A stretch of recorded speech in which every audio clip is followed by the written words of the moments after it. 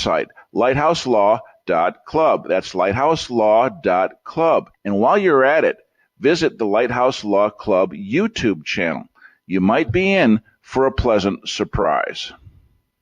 So you've signed the Shire Society Declaration and are planning your move to New Hampshire to be around more liberty-oriented people. Next, sign up for the Shire Society Forum at forum.shiresociety.com. There are a bunch of people there who are already in the Shire, and they want to meet you. If you're already in the Shire physically, you should also come by the forums. Remember, not everyone uses Facebook. New people are signing up for the Shire Society Forum every... As Derek called, and I think we got the stream going, so what we're going to do is summarize what we come back with, introduce you a little bit more quick and dirty, and then focus on them taking your class. Okay? Yep. So here we go. Are you... See, I don't think you can... Yeah, you can... No, you can only see me here. You don't see the other switchings, right?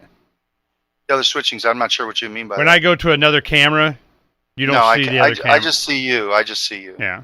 So what we have is a video switcher that goes to your pictures that are scrolling. It's not just us up here all the time. That's what you and I see. So what I'm showing now is the archive show. Let's go take a look. The only thing I would change on your website is my name's Christopher, not Chris. Okay, you got Chris all over the place, and it's Christopher. Yeah, and then on there it says it's Christopher, and then it says Destination Freedom, but it doesn't tell them anything because it should be destinationfreedom.org in order for them to know what that is. Well, I got destinationfreedom.org on mine. Oh, you mean the other one below it? Well, yeah, on the on the website, whatever that. So that's what I would recommend. All right. Well, yeah, it has both of them right there. We'll see. That's upcoming events. That's what I was looking for. Okay, upcoming events. All right, that's what we'll push when we come back. All right, here we go. Shows are streamed in HD on Twitch. Please follow and share at twitch.lrn.fm. That's twitch.lrn.fm.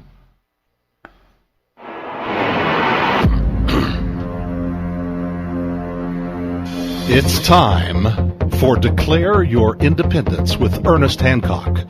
To be a part of the show, call 602-264-2800.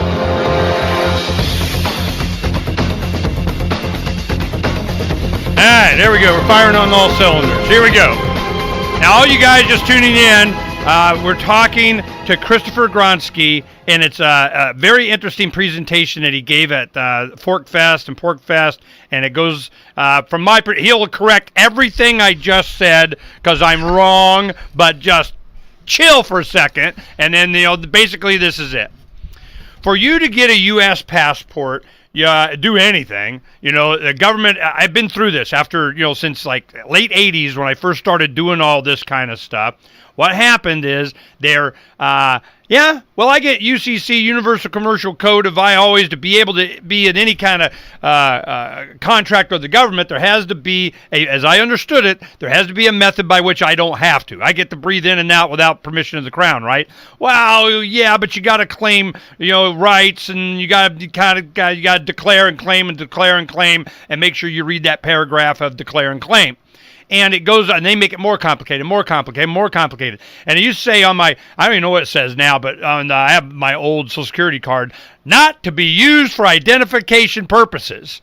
Well, yeah, tell a government agent that, okay? And over generations, it just keeps getting more and more, and finally they go, yep, got to have your Social Security number. They did it for driver's licenses, and then people rose up. It used to be for a year or two that Arizona driver's licenses was your Social Security number. And we freaked on that one. Now, of course, it's tied to it. Well, it's really tied to it. We know it anyway. I know. But I'm not helping you. I'm not making it. I'm not voluntarily, just being a willing slave and getting branded on the forehead. How about not being branded? I vote that. Okay? So as we go through time, it finds out that, the reason you have all these obligations to the government and taxes and other fealty of you're not allowed if and all this kind of crap is that they have deemed you their property. you are a U.S. citizen via the 14th Amendment because they said so, and you go, yeah, but there's some out clauses here. I'm a resident of, and I believe I, can dwell on the land here, and I was born, and I'm not your slave. Well, no, I think you are. No, I think I'm not. So you go through this process, and as you some of these cases go to trial. Do you pay in $20 gold pieces? I mean, that kind of thing. How much taxes is on that? Is the value of the U.S. dollar? Is gold and silver still U.S. money? I mean, it goes back and forth, all these kinds of things.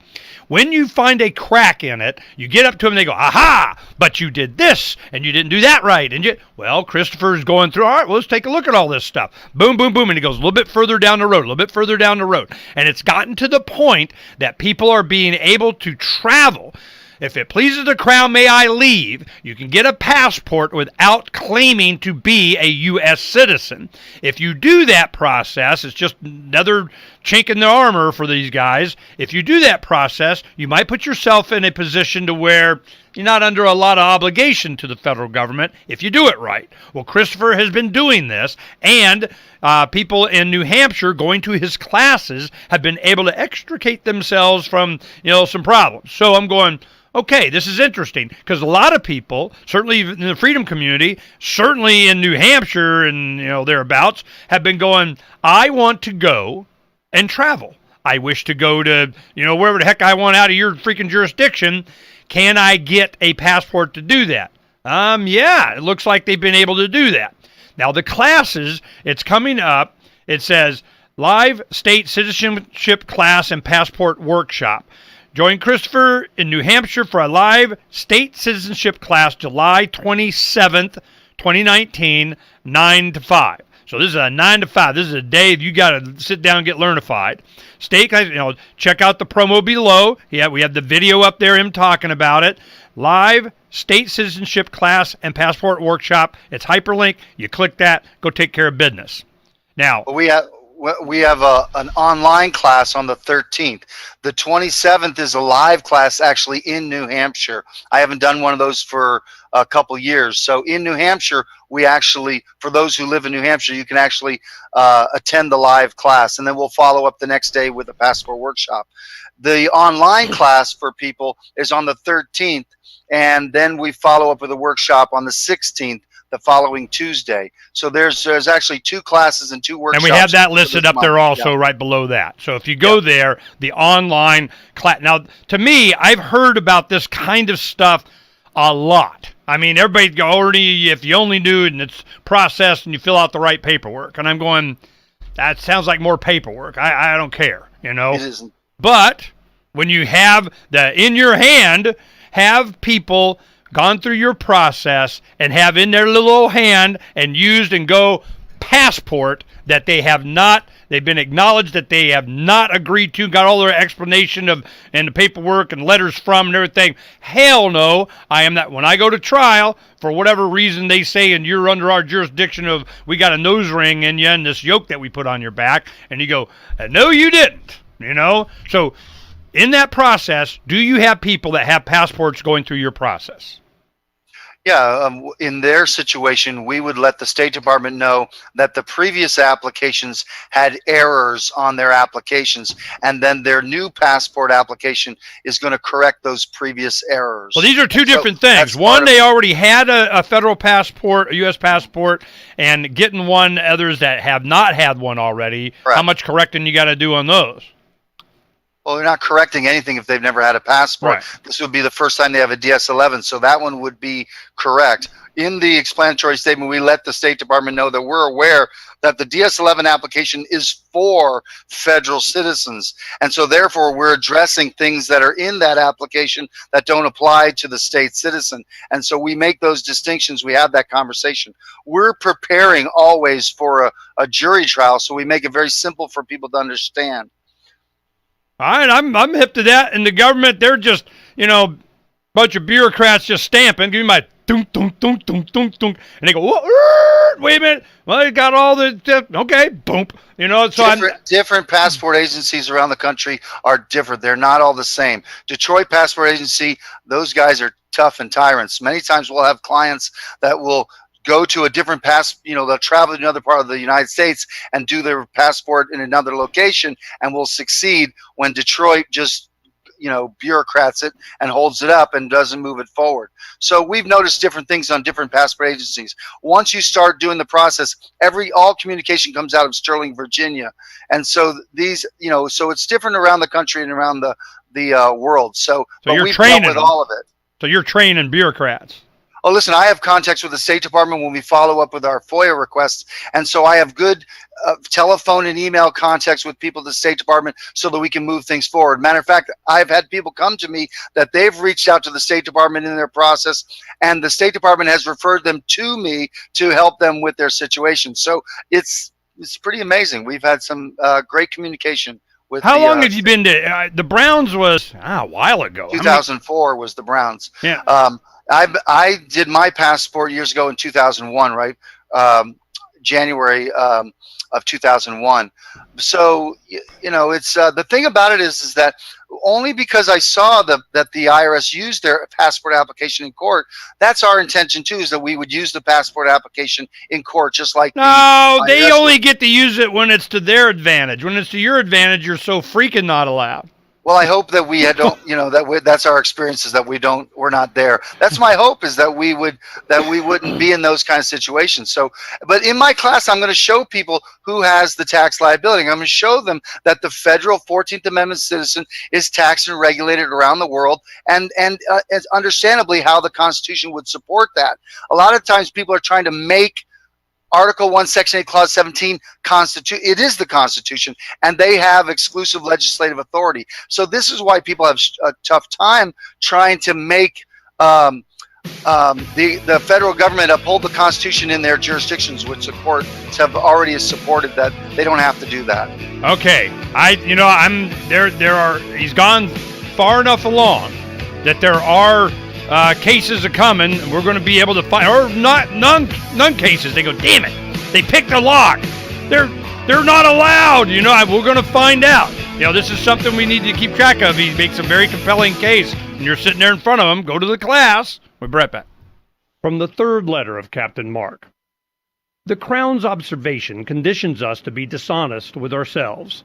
Therefore, constant surveillance produces a society of constant deception. Honest communication is the seed of civilized conduct.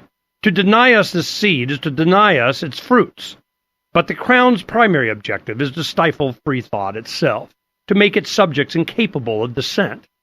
Seasoned pirates have always encrypted messages and codes and ciphers, so intercepted transmissions were incomprehensible. But today the Crown possesses advanced tools of pattern recognition that document, profile, and predict our every move. Today, piracy requires hailing frequencies completely invisible to the Crown. We are tired of poltergeists in the static. Looking for a community of like-minded scoundrels, or just want some swag to let the Crown know what you think of it? Join the conversation at pirateswithoutborders.com.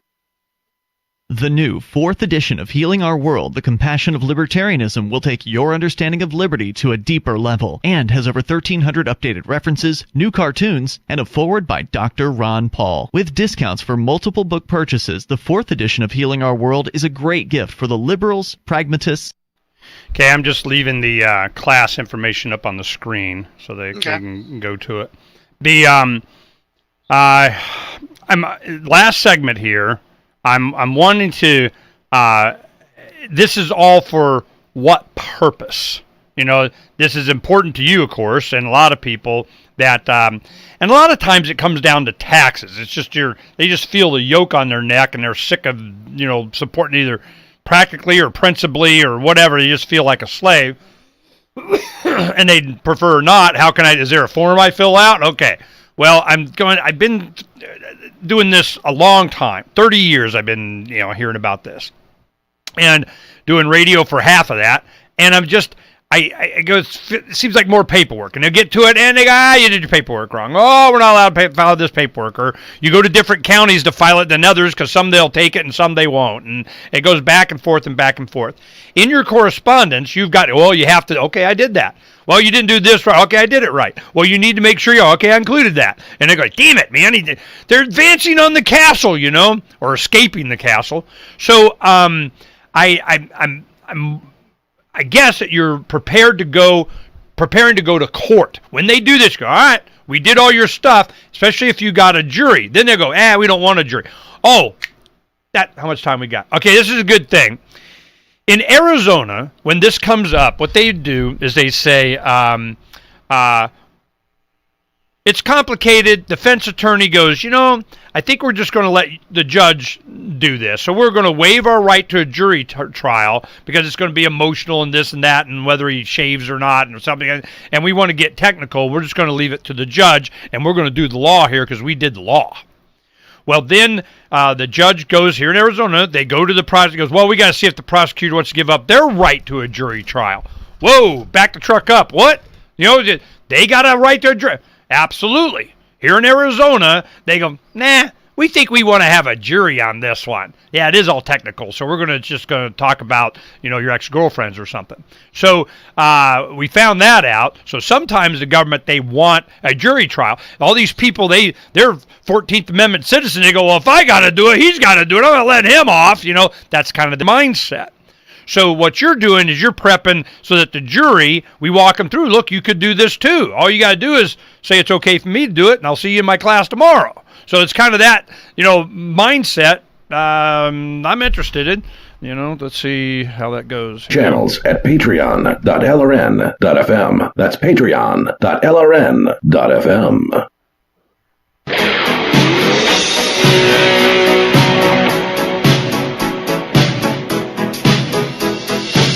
Freedom is the answer. What's the question? I want to break free. You're listening to Ernest Hancock. I want to break free. I want to break free from your lies. You're so self-satisfied. Uncovering the secrets and exposing the lies. Liar, liar, liar, liar, and their Washington's pants are bursting in flames all over the place. So I am just wanting to make sure that we understand why we're doing. A lot of it is just it's a principle thing. A lot of it's a practical thing. But it seems to me that this is a preparation for a jury trial. And what happens in some states, certainly here in Arizona, the prosecutor can go, you waived your right to a jury trial. You want to do the judge do it, but we want to have a jury do it. And a lot of times, because it's emotional things and so on, in these tax cases, a lot of times, if they're sitting up there and they're going, and they'll even see the prosecutors and they'll appeal to the jury, hey, you got to pay your taxes, make him pay his fair share.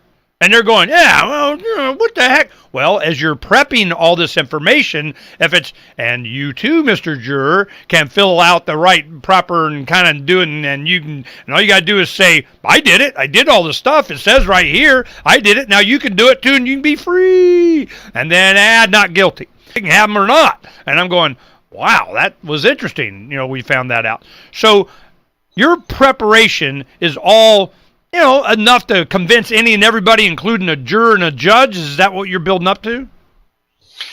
Well, anything that you're doing, you're always building that case and preparing for that. And so there's a lot to that with respect to jury trial. Remember, in a jury trial, especially, if you have one juror who isn't going to convict you, then, that's all you need.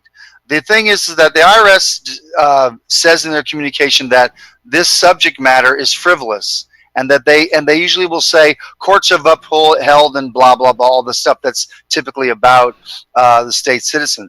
The difference is I've never seen in the United States that someone has had passport records declaring that they're not a federal citizen in court. I've never seen that. So we don't have any experience there with respect to that. What I believe that if I was in court and talking to a jury, that I would have already convinced the jury that they can do the process as well, and that it's then they would have no state income tax liability either. So you're thinking they don't want you in court. They said no, hell no. Let this guy go.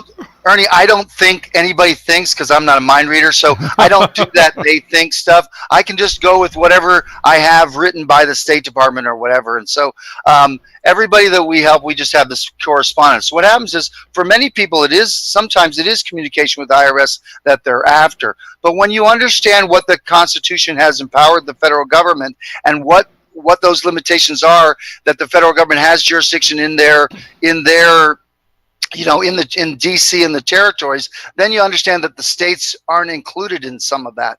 And then in my class, I explain how it is that the federal government has jurisdiction in the states over their citizen. And so therefore worldwide, including in the states, they have that jurisdiction. Now in my state, New Hampshire, when I was called to jury duty, they asked the question, are you a United States citizen? I tried to get the court to define the term United States. They never defined it, but ultimately I told them that the State Department defines U.S. citizen by the 14th Amendment. The court agreed with that and said that they define U.S. citizen by the 14th Amendment. Therefore, I disqualified myself from jury duty. So I don't think in New Hampshire I'd be able to have a jury of my peers, because if they're all federal citizens and I'm not a federal citizen, I think it would be very difficult for me to be on trial with with none of my peers, because that's what's required for a jury of your peers. So I think that would be another issue with respect to convening a jury, is that they'd have to be made up of state citizens, people who don't have a federal income tax liability. So all that stuff would play out, and that may never happen. But no. Sooner or later, everything always happens, and I'm just. Well, I don't share that sentiment. No, sooner or later there's going to be a Christopher or someone else. Yeah, for me. Maybe someone else, but I mean, I don't see that for myself. But listen, as soon as I found out about the court, I contacted the legislature in my state, and they're dealing with this subject matter so that it can be brought to the light. That's what we really want to do when dealing with DMV, the courts, signing up for registering to vote, all those things. They ask the question, are you a United States citizen? So I am a United States citizen, and I'm not a United States citizen. Both those are true. It depends on the definition of the term United States. No, I'm hip. Sounds like Bill Clinton, doesn't it? It depends on the definition of the United States. Well, it does. And it absolutely and my does. definition of is means something. Right, exactly. Look up the definition of the term United States in 7701 in the tax code, and you'll see that it's defined by the District of Columbia. Okay, they're not hiding that. Yeah, this is my point. Always comes down to general public opinion about what the definition is. As you do these things, all these questions come up. Even the fact that how am I? This 14th thing. Oh, was the 14th applicable to me? And do I have an out? And the state. All these things just come up. And once you go through all the processes like he has done, you go through the process and you say, I answered your question. I did this. I can claim this, so I am. You can't say I'm not. Blah blah blah. Once you get to where you have the general public opinion, you go through some trials. You have some campaigns. There's a candidate saying this about that. You have a state legislature changes the definition of a word or strikes out, whatever the heck happens. It gets to the point where the general public goes, yeah, I think that this United States government, they're just being buttheads. They're just making it up as they go along. They're using this to beat us over the head with. I don't find them legitimate no more. It is just an opinion. When you get that, then you start winning, because that's everybody's opinion. Well, see, I'm not contrary to the tax code, and the things we do are not contrary to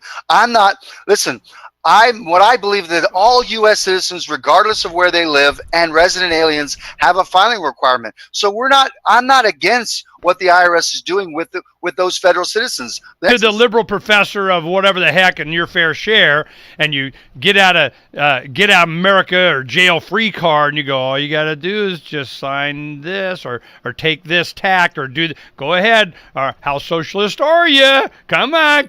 Nope, I'm going to stay. All right, you had your chance. But for the rest of us, if it pleases the crown, may I leave. So I understand. Man, if I had time, I'd do your online thing. Well, yeah, I would recommend it. You probably get a little bit more, because you're really got this emotional thing here. And you've been through and experienced a certain thing, and you feel a certain way. But I'm saying is listen, the byproduct of a lot of the stuff we do is peace in your heart. I'm not trying to change the feds. I'm not against the tax code. Matter of fact, I think the American people, federal citizens should be squeezed so badly they leave the plantation, because I'm saying that people don't realize it. And so it's not Overseer, like get that. out your It's whip. about peaceful.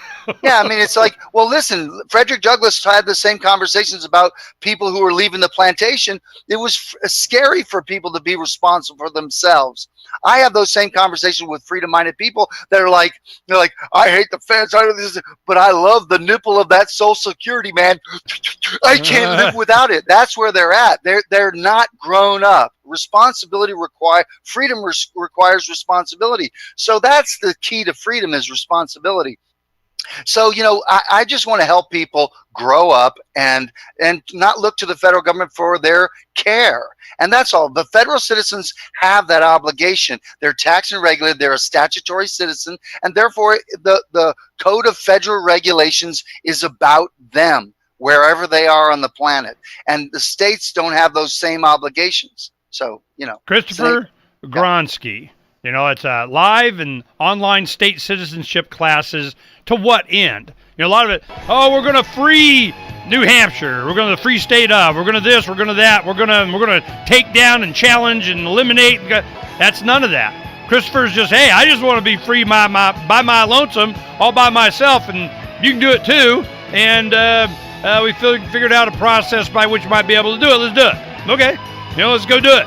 So this has been an evolution of understanding, and I think it's an interesting tack that I have not heard before.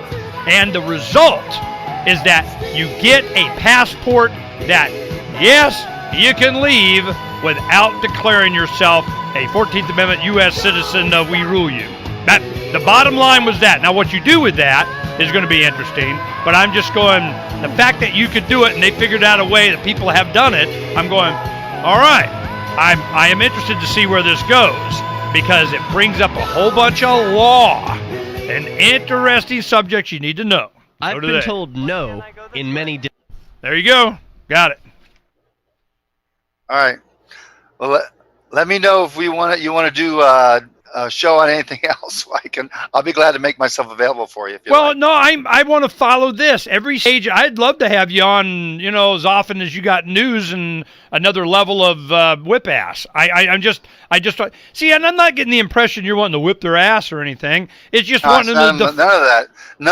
You have a lot of energy going on that I don't share. So I mean, it's very matter of fact. I don't, when we interact and deal with these bureaucrats, we're dealing with from their statute and whatever it is. So I don't have all of that. They're trying. I get it's tyrannical. There's no question about it. But I'm just saying is that I don't share that energy that you have of. It doesn't aid in you getting what you want from them. You're looking at, hey man, I'm not getting all emotional. I just want to be left alone. I filled out this thing, did what you said, and it says here, and I just I don't want to get all up on my soapbox about it. I just want you to acknowledge it or not, and we'll go and dispassionately determine. I get it. But my thing is that I am very emotional about the idea that I own myself. When somebody comes up and they go, no, you don't.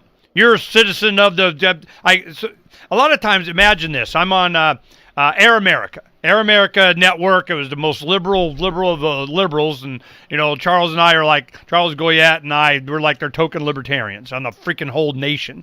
And, while we're supporting Ron Paul in those 708, I'm on their network. And the only overlap we have is like maybe Dennis Kucinich, because he didn't want to bomb everybody all the time. So I talk to these people, and I have a lot of callers and so on. I just go, look, I put my hand on your shoulder, and I got to ask you a question. Whose life is this? Well, it's mine. Well, welcome to being a libertarian. Peace out, and brother and this guy.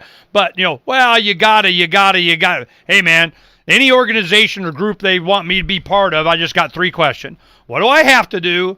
What am I prevented from doing? And what's your conflict resolution? That's all I want to know. Well, you're going to have to this. Well, I don't want to do that. And you can't do that. Well, I want to do that, so I guess I'm not part of your thing. So, and then what kind of adjudication are we going to go to? So this has been, when I talk to people, like I'm sure you do, that are, got to pay your fair share kind of thing, I am of the opinion that if you can convince them that at least you are sincere in your ownership claim of your own life and everything derives from there, you can have a cordial conversation. But then they get to their cognitive dissonance. They'll agree with you, but they're trying to rationalize or justify their enslavement, and maybe you need to be enslaved too. So I'm just like, damn, it always comes down to general public opinion, and I can't get off of that. And it's either you own yourself or you don't. Well, the motivation for you is, I don't know, whatever it is, but this is the motivation for me, is that acknowledgement. Can I or can I not be left alone? I live on this land here, and did you give me an exit? Did you give me an off-ramp? Did you give me, and a lot of times in law is that there has to be an off-ramp. The UCC, rights reserve thing was all about. You can't get forced into some civil contract that you didn't agree to, and there's ways to get out of that. Kinda, Well, you had a actual mechanism by which, using their own passport process, able to do it and get them to acknowledge it. That's the first time I've ever seen that. That you've got. When I'm doing these processes, I'm not one to say in any situation that people have to do this, Doing this so long, I have found that the State Department actually is pretty flexible. I have seen some crazy, wacky stuff that people want in their paperwork, and so the State Department still issues passport. So I don't come at it with this I have to. Anytime someone tells me I have to, I'm challenging who's making those rules up. And so that's not really the sentiment we have. It's really a peaceful thing. We're not trying to fight or resist. We're just trying to live freely and just keep our contracts or our agreements. I don't use UCC or any of that straw man stuff. I don't deal with any of that. I am me, and these are things under penalty of perjury as true and correct, and therefore I want them to be true and correct for me. And that's really what it's all about. All right. Every step that you get some new we did and court said and win of something, or realize that even a loss and they just made up some crap to get a win over you, I want to know about it. We'll get you on. We'll talk about it, okay? All right, I'll reach out to you, and we'll talk about a couple things, because we have had successes along the way, and there's different things that we do. The class will cover a lot of this stuff, but there are things that we've learned over the years, and I think you'd find it fascinating. Yeah, no, I got to get to my next guest. I apologize. Well, hey, Christopher, good job. I look forward to talking to you in the future. Take care, Ernie. All right, peace, brother. Yep.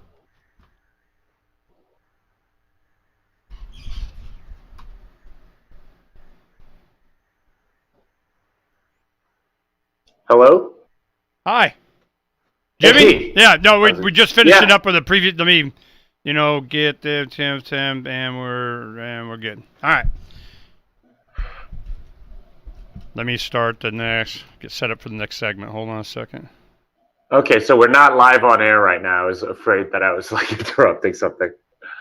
No, the show goes. I got it, Donna.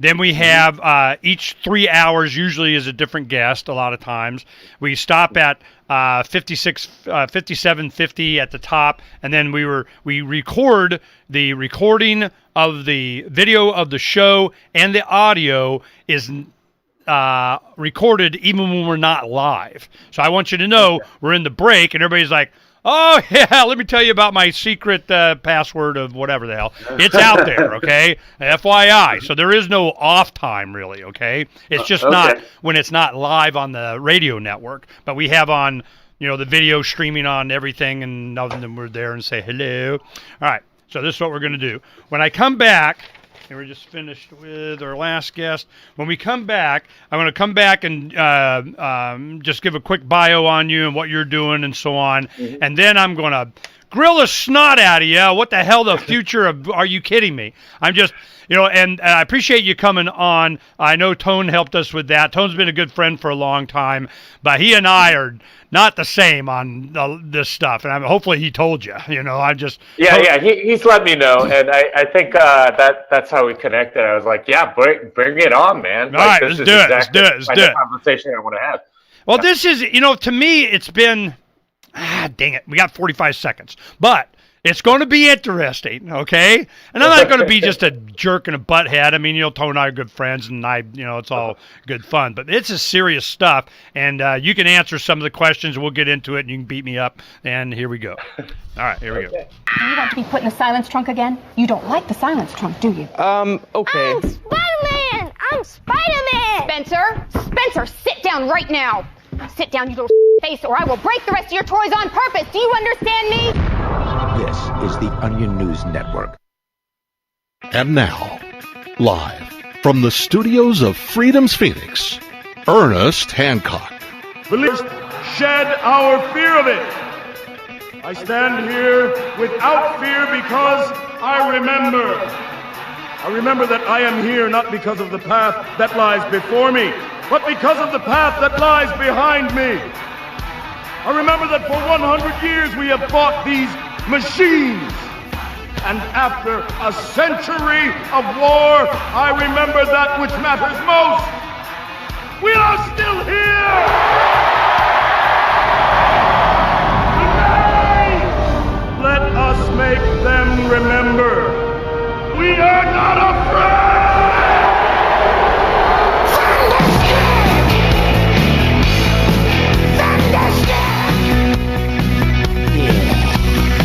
Yeah, interfered here on Declare Your Independence. Me, Ernest Hancock, here in Phoenix, Arizona, from the beautiful studios of Freedom's Phoenix.com. We're back. It's been like a month we've been on the road. We went to Norfolk. We went to Pork Fest, went to North Carolina for a time, went to Blaine, Washington, did the show there, dispensaries, and went and got all marijuana, learnified. We did it from Northport and northern Washington State. We're kind of finally last night. Tone Veins was helpful in that too. Thanks, Tone. Jimmy Song. Jimmy Song is a libertarian developer, educator, and entrepreneur. He's an open source contributor to many different Bitcoin projects, a lecturer at the university program. He's the guy who's going to answer all my questions, and we're going to go at it, and there'll be blood on the walls, and we'll get the mop, okay? Because this is going to be somebody that, I talked to Tone. He's like, yeah, well, it's just, because they got the smartest guys in the Bitcoin core, they're the smartest. I trust they're the smartest guys. I've been screwed by the smartest guys my whole life. I mean, I'm going, that don't mean nothing to me, Tone. So he's going, they're smartest guys. Well, what about this thing? You need to talk to the smartest guys. Well, I got one of the smartest guys on. Hello, Jimmy Song. How are you? I am great. Thanks for that great introduction, Aaron. Well, this is going to be fun. We're going to, keep it to where, nobody dies. But I'm going to get my freaking questions answered. Damn it. All right. This is the big thing, is that I can see I'm from a different tact on all of the freedom-oriented community stuff. When it was the Ron Paul revolution going on in 07, 8, 9, he ran again in 12. He had a lot of people going for Congress and everything in 10. And I could see what was happening. General public opinion has started to shift, and a lot of people, or especially the younger, going out. It offered the freedom. A lot of people were talking about, it's uncensorable, and you get anonymity, and you get this and that and so on. And then as time goes on, well, it's pseudo anonymous, and I'm like, pseudo? What does that mean? I got to look it up. Pseudo means not. So I'm going, oh, come on. You guys are killing me. Stick to something, either it does or it doesn't. So as time has gone on, I've seen the power of blockchain, cryptocurrency, and then, of course, a gazillion others that have come up with their own little, tweak on some feature. But for me, the original draw to Bitcoin and to its features was the fact that it got to free me from they, them, those. Who are they, Ernie? Here's the conspiracy thing. Okay, I gotta give you this, Jimmy. They go, they just won't leave them alone. Okay, that's who they, them, those are. They won't leave me alone. And when I got the two kind of go together, and the technology is there that we can do it. But Bitcoin is like, we're compliant and we're going to be in the man and we're going, woohoo, it's $1 billion, and that's our ensnares. Important, the supply or privacy. And for me, the big thing is the supply. And this is how the government continues to debase the money. They print more of it, essentially. And if you look at something like the M2 money supply since 1959, 60 years of history, the annualized inflation, the traditional measure of inflation, which is the money supply increasing, is something like 6.75%. So your wealth is decreasing at 6.75% per year. Now, the CPI is something very different. It's something like 1.1 or 2%, and it's a heavily manipulated metric because they have something like something called the quality of goods index that they index to. So if your jeans are like $10 last year and $12 this year, that's 20% increase. But then they say something like, well, the good actually increased by 18% in quality, so the actual inflation is like 2%. That's how they actually work with these numbers. But the actual inflation is somewhere around 6.75%, and this is published by the St. Louis Fed. You can go look up this stuff. Okay, Jimmy, I already time out. I'm telling you, I'm asking you about the freedom of the individual, and the first thing you go to is inflation. Okay, that's the first thing you went to. All right, all right, go.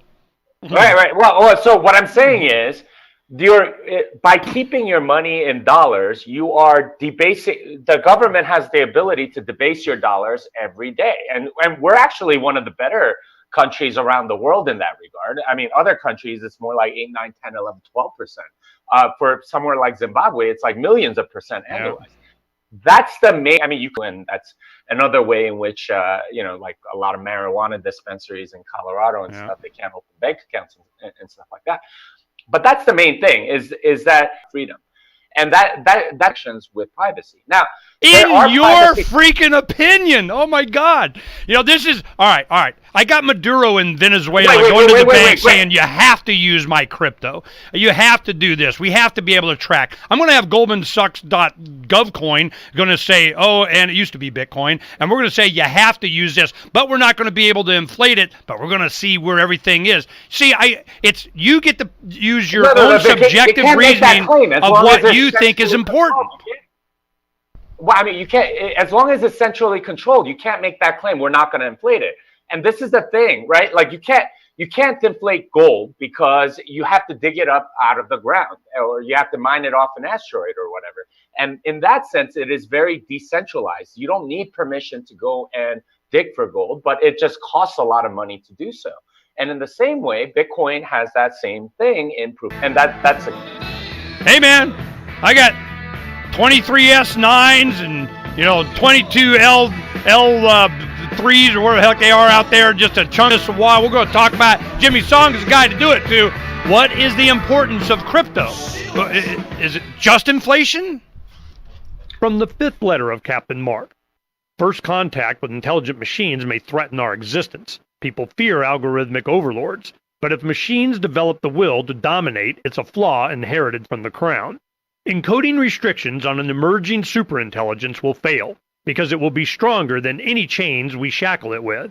We must design us on and Roger all the time, and Eric Voorhees, and all the guys. I mean, I've been Bitcoined up since forever. We were one of the big promoters coming out of the Levolution when it first started. We were all jumping, woohoo, man, rock and roll and whatnot. Let's go do it. For what? But why? Inflation was one of the traits of it. Non-inflationary or up to a point, you have a limited number, and a lot of other things. But for me, it was the digitizing of currency and it being cash. I mean that. What do you want? To buy bubble gum? I mean, that came from Tone. He goes, what do you want to do? Buy bubble gum with it? I go, hell yeah! I want bubble gum money. Where's my freaking bubble gum money? Well, then the transaction fees start going stupid. Well, I mean, if like private transactions are all you want, then I think you can make the argument that you can use cash or something like that, and there's plenty of ways to do that. The thing that isn't obvious to most people is that if you have a centrally controlled coin, then the person that we're in break. We'll be back in about 90 seconds. Don't use up all your goodie, but go ahead, finish your thought. I'm sorry. Yeah. I mean, if you have something like that, then the person that centrally controls it essentially controls you. And this has happened over and over again with any hyperinflating economy. Is that They take the wealth of everybody, of all of their citizens, by hyperinflating the currency. Okay, so your main argument for Bitcoin, be damned all the other features, don't care. It's not the primary enslavement tool that they're using. We wish to make Bitcoin in such a way that all the other stuff don't care, is that they're not able to steal our wealth from under us with inflation. That's your main driving point. Yeah, I mean that's the main feature, and that's the thing that we've been missing, and this is why real estate and stock and all that stuff has gone up insanely in value. It's because people don't have a place to put their money where it's going to store wealth. There are asset bubbles all over the economy for that reason. Well, I could see, Bitcoin, because it's such a small market cap in comparison, they're going to, with all cryptos, they're going to, manipulate it up and down just like they do gold to everything else. I mean, I've been through this before. I know how it works, because they can, So all right. We'll start off with that, the primary, why inflation is such an important. We're coming back. Here we go. Centralized Mastodon social media platform at toot.lrn.fm, toot.lrn.fm. To be a part of the show, call 602-264-2800. 602-264-2800. And now, Ernest Hancock. And who to blame? Everybody won't be treated all the same. There'll be a golden ladder reaching down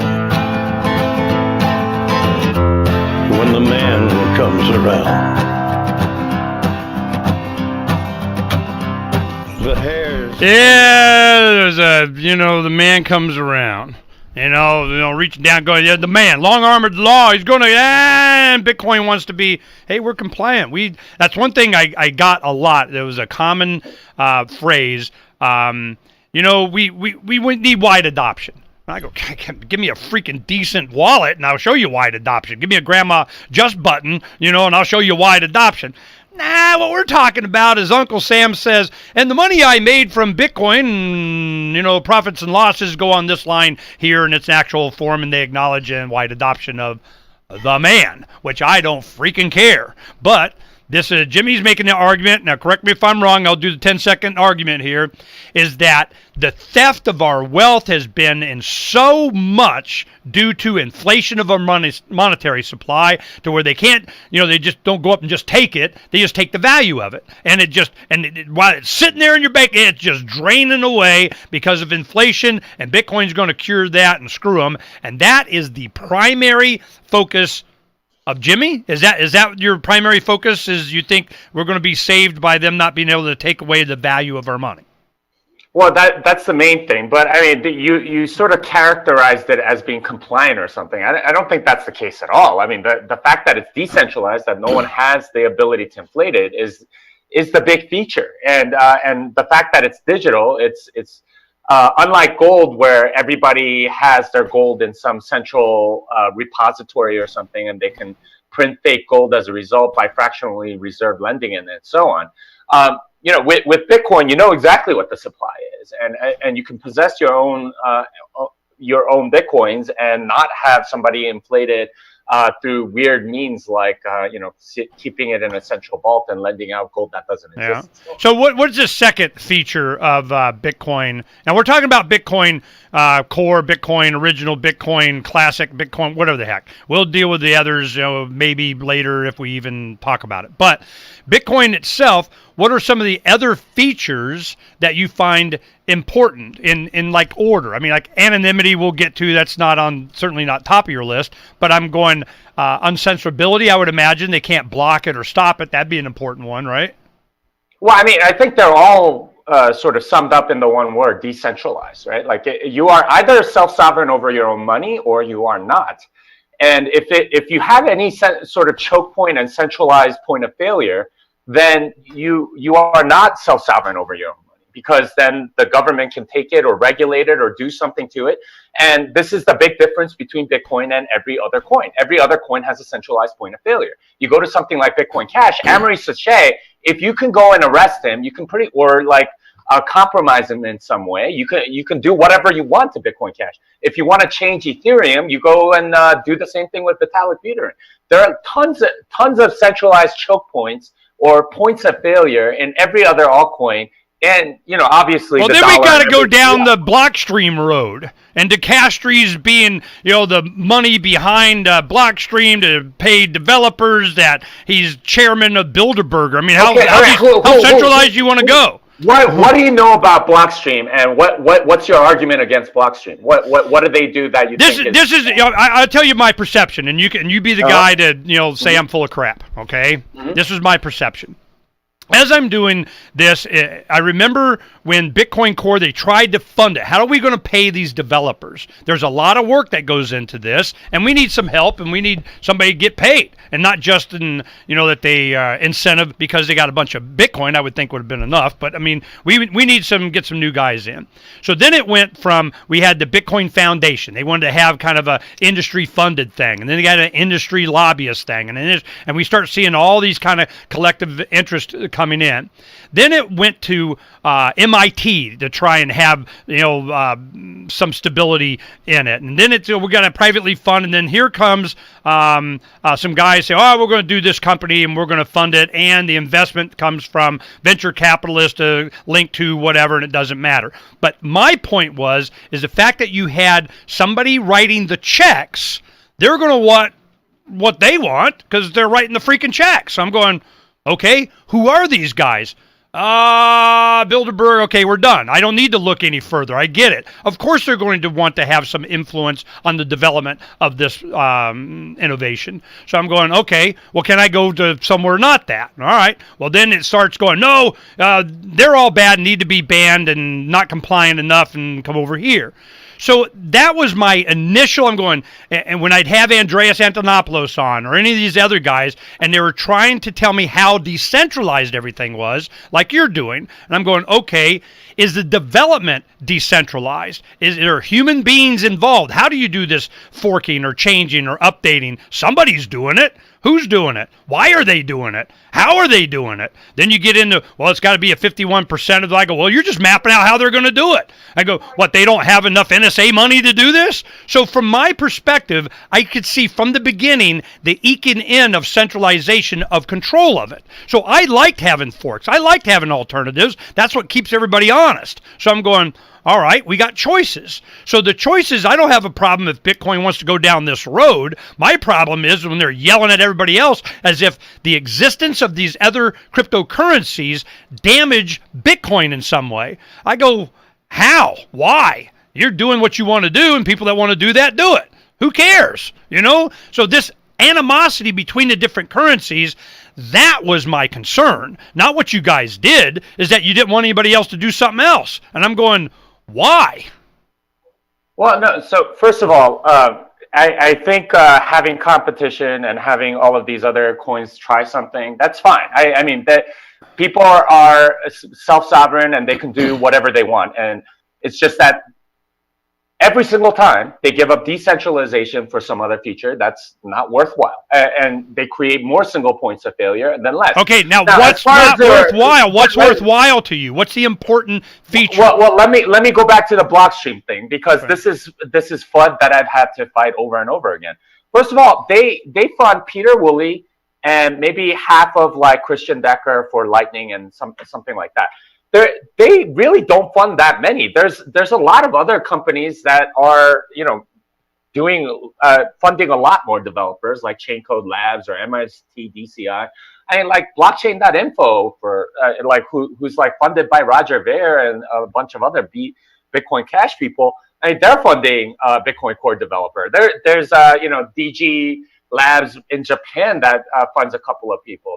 There's a lot of different. Do you know the dollar amount that came in Blockstream's initial round or funding, or what the total amount? What's the dollar amount for them? I don't know their funding schedule or whatever. Well, the last I heard is like $70-80 million. I mean, it wasn't a little teeny amount. I mean, it's a lot of money.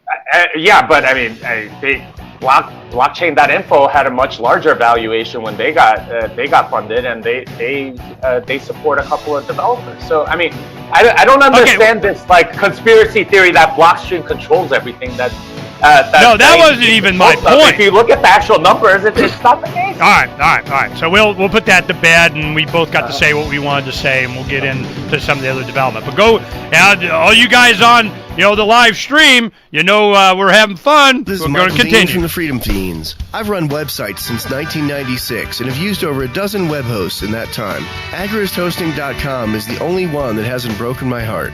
Agrist Hosting's uptime and service is stellar, and their DDoS mitigation is the best I've seen. That's important because if you tell the truth in this world, you'll ruffle feathers. And some people will try dirty tricks to silence your voice. No matter what the haters hit us with, Agrist Hosting keeps our websites online. If you have a mission-critical commercial presence or a world-changing activism site, you cannot tolerate any skullduggery. So go with agristhosting.com. Have a WordPress or blog site, but you're not satisfied with performance or uptime? Or just want raw hosting? Want to pay with Bitcoin? Agrist Hosting specializes in high-performance hosting with personalized service. Go to agristhosting.com and click on the button that says Get Hosted. That's agristhosting.com. We have some good news. The indictments against Ross Ulbricht in the District of Maryland were dismissed with prejudice. Okay, we got to say pretty much everything I want to say about it. I don't care.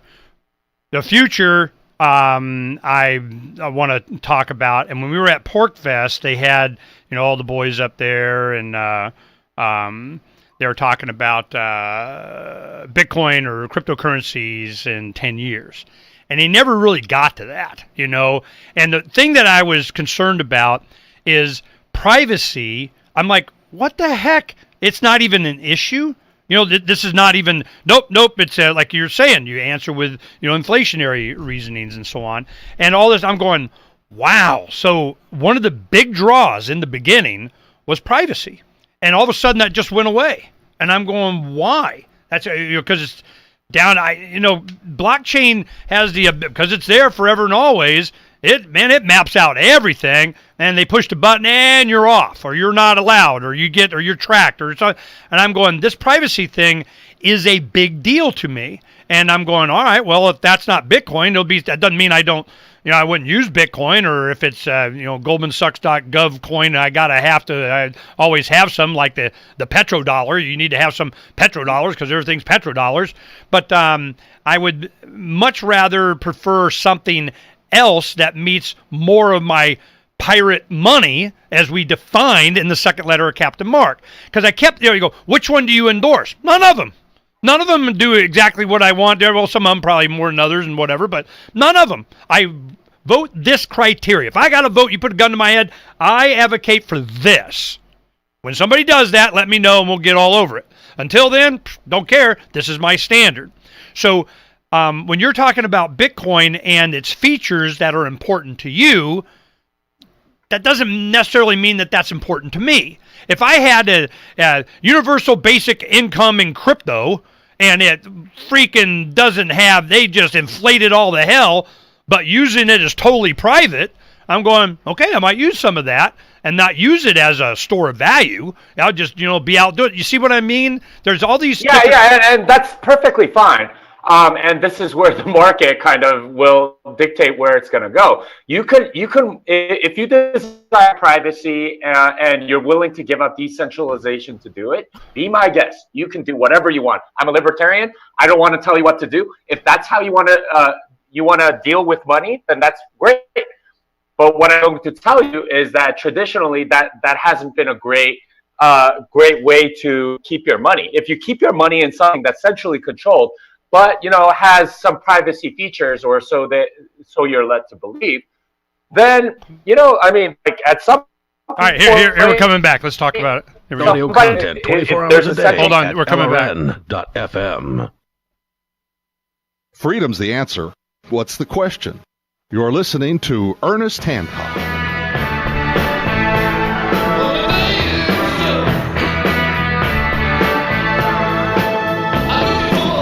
Yeah, we're back. I knew it was going to be interesting. Jimmy Song, we were talking about it, and we're getting down to the real conversation. A lot of this stuff, we never really get down to it. And I think Jimmy's doing a really good job making his case. And it's just a emphasis What are you putting emphasis on? What is it that is important to you? Inflation, non-inflationary money, or inflationary up to a point and kind of what it's going to be in forever and always, that has a lot of value. The ability to make the transaction, somebody can't stop it, has a lot of value. Making that cheap has some value too. But there are other. If I had to categorize, it would depend. We made it there. I know there's some work out there, and it's not ready for prime time or talk about it yet, but basically this. They want the universal basic income? Fine. We got a cryptocurrency for that. We're going to make it easy. You just charge your little Visa, EBT, welfare card, a food stamp, or whatever the hell it is, and I took a picture on my phone I was at in back east, and it said, EBT customers can only get $40 cash back. I'm like, they can get cash back? $40 a time? Well, hell. I know what's happening now. So they want to pay people in universal basic income in crypto. Fine. Are they going to make it inflationary? Hell yeah, probably. Just keep creating it. And I'm going, but what if it had super privacy features? Would I be willing to keep my wealth in Bitcoin or gold or whatever, and then use that for privacy features? Probably. I mean, the market is going to determine this kind of stuff. But is that, a preference of a pirate coin? Hell no. I want everything. I want anonymity. I want privacy. I want uncensorability. I want untracked blah, blah, blah, blah, blah. Is that possible? Well, that's what I'm advocating for. We'll see. Now, Jimmy is emphasizing the non-inflationary aspect of Bitcoin, because if you don't do that as one of the primary reasons, they'll just inflate your money away, and they can really do it easy with a push of a button of digital. So this is one of the things that he finds more important than anything else. Then, is it going to be a currency with the transaction fees and so on? Are you looking at Bitcoin to be a currency, Jimmy? Method of payment. And this is the thing. When you prioritize method of payment before store of value, you're really putting the cart before the horse.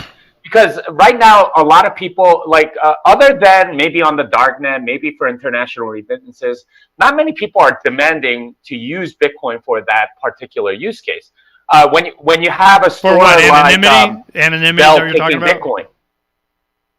For Silk Road or something like that. Vast majority of the time, what you end up with is that people don't really want to spend it, because that's the same thing as selling your Bitcoin. Nobody really wants to sell something that is going up in value at a tremendous rate that Bitcoin has over the last 10 years.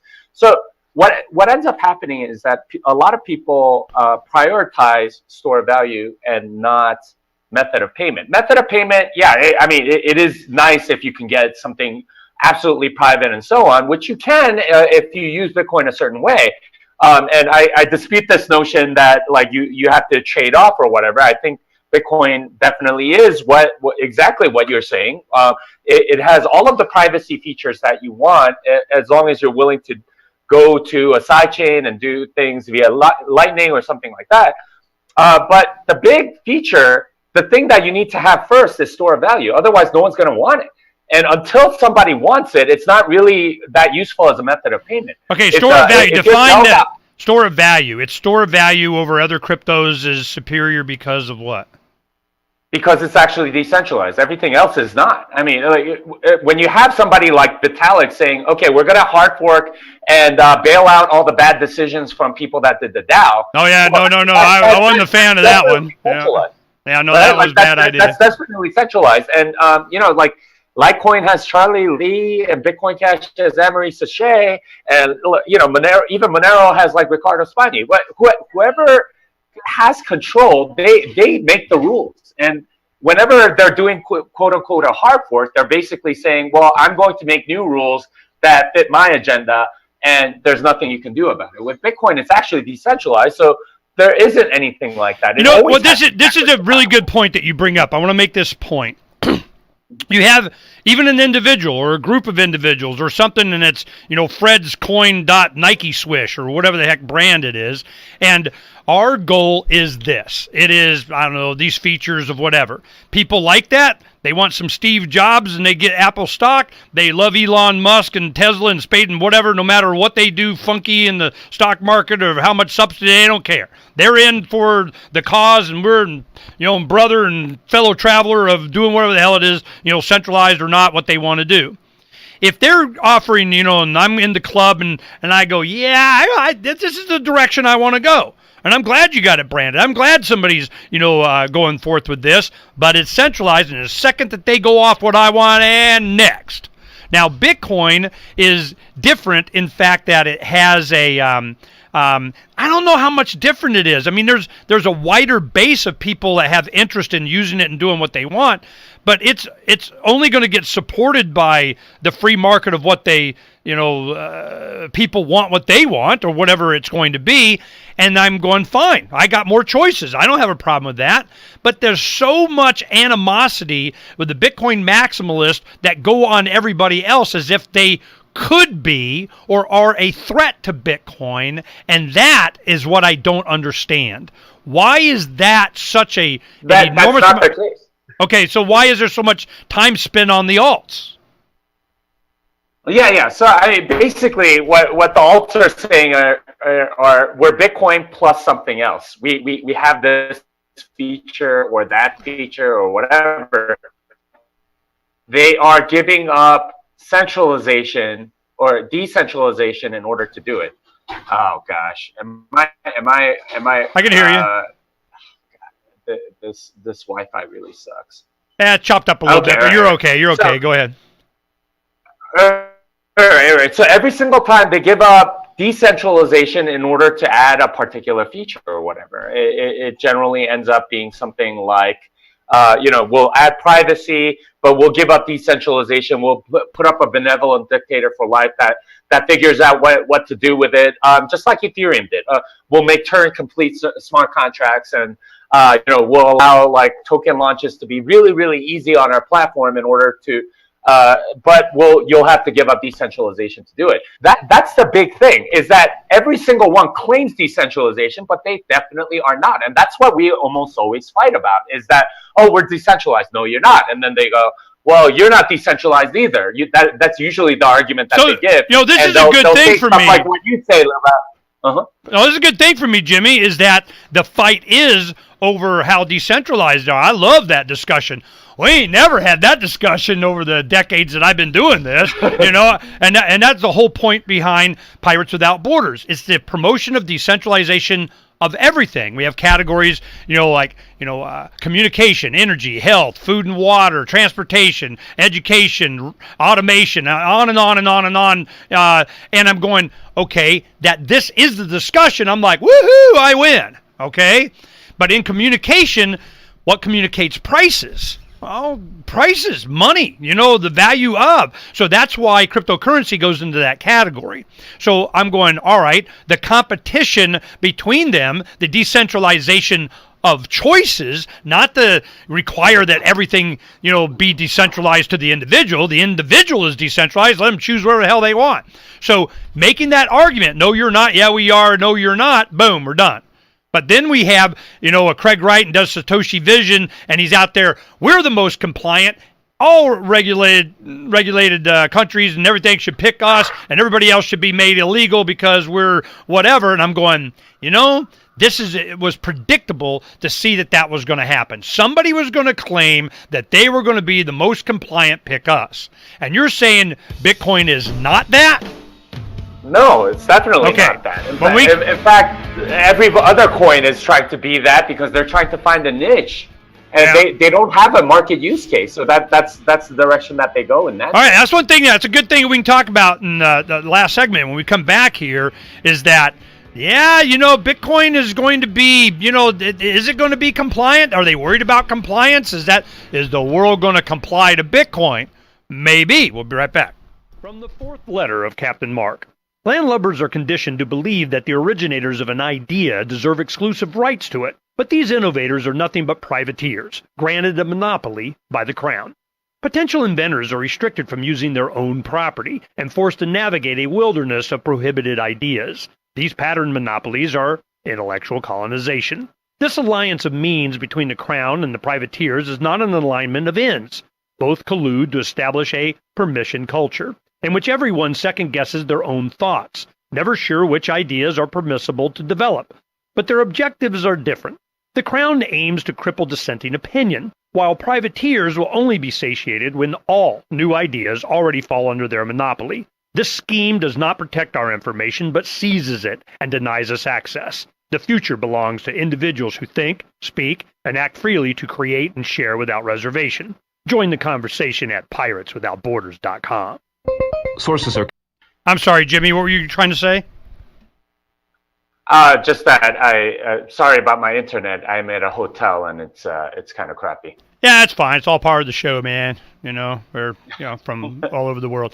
Yeah, I've been gone like a month. I just got back last night. We've been doing remotes all over the country, so it's been choppy a lot of times. But that's just, hey, man, we're calling from the bowels of something, so get over it.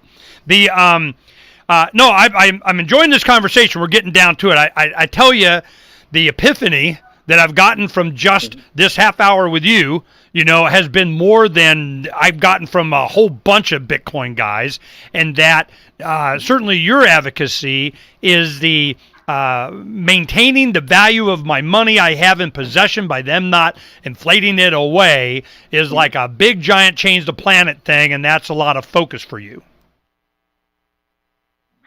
Yeah, I mean that's the main thing. I mean, okay, I just need to know what the hell the main thing was. All I ever got was compliance. Pick us. Because there's two different types of, and you probably don't go to a lot of them, on the other side. But I've been going to Bitcoin conference since the beginning, and there was two different types. There was, wide adoption and government form line of we get and accepted and I can pay my taxes. And the other side is I don't give a crap. I just want the technology to free me. And those two, it used to be overlapped, and then they started separating, and you could see that there was a group over here and a group over there. And I'm going, man, is Bitcoin always about compliance or working with or integrating into the system or being part of it? And then you get the Lightning Network. As I started to see that going, I'm like, well, hell, that's just going to be KYC even more, and so you can see from my standpoint, I don't get into the nitty gritty. I just want what I want. Who does that? Well, then the argument gets over decentralization, and I go, good, about time. So I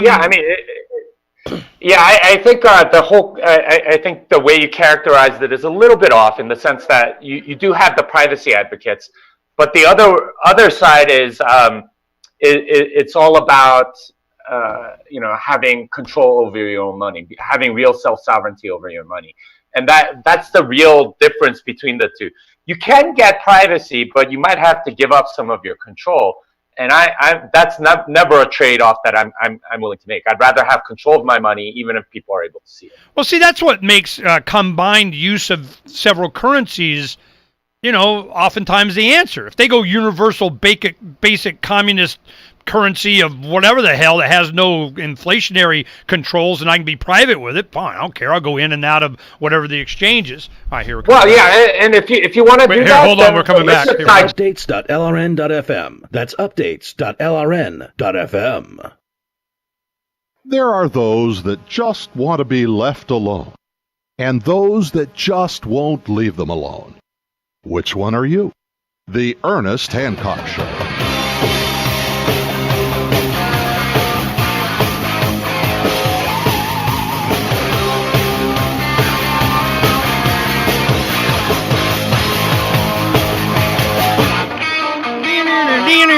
Yeah, I've been playing air guitar. I'm the best radio air guitarist there ever was. How do you do that? I don't know. I just did. All right. Give me song.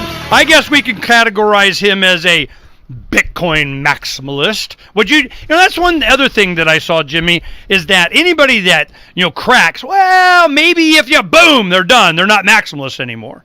You got to, man, if you break freaking character 1 itty-bitty bit, they freak. Is that a thing in the community? You notice that? Well, anytime it's a decentralized community, so anytime you say something, and people are going to some portion of the people are probably going to get mad.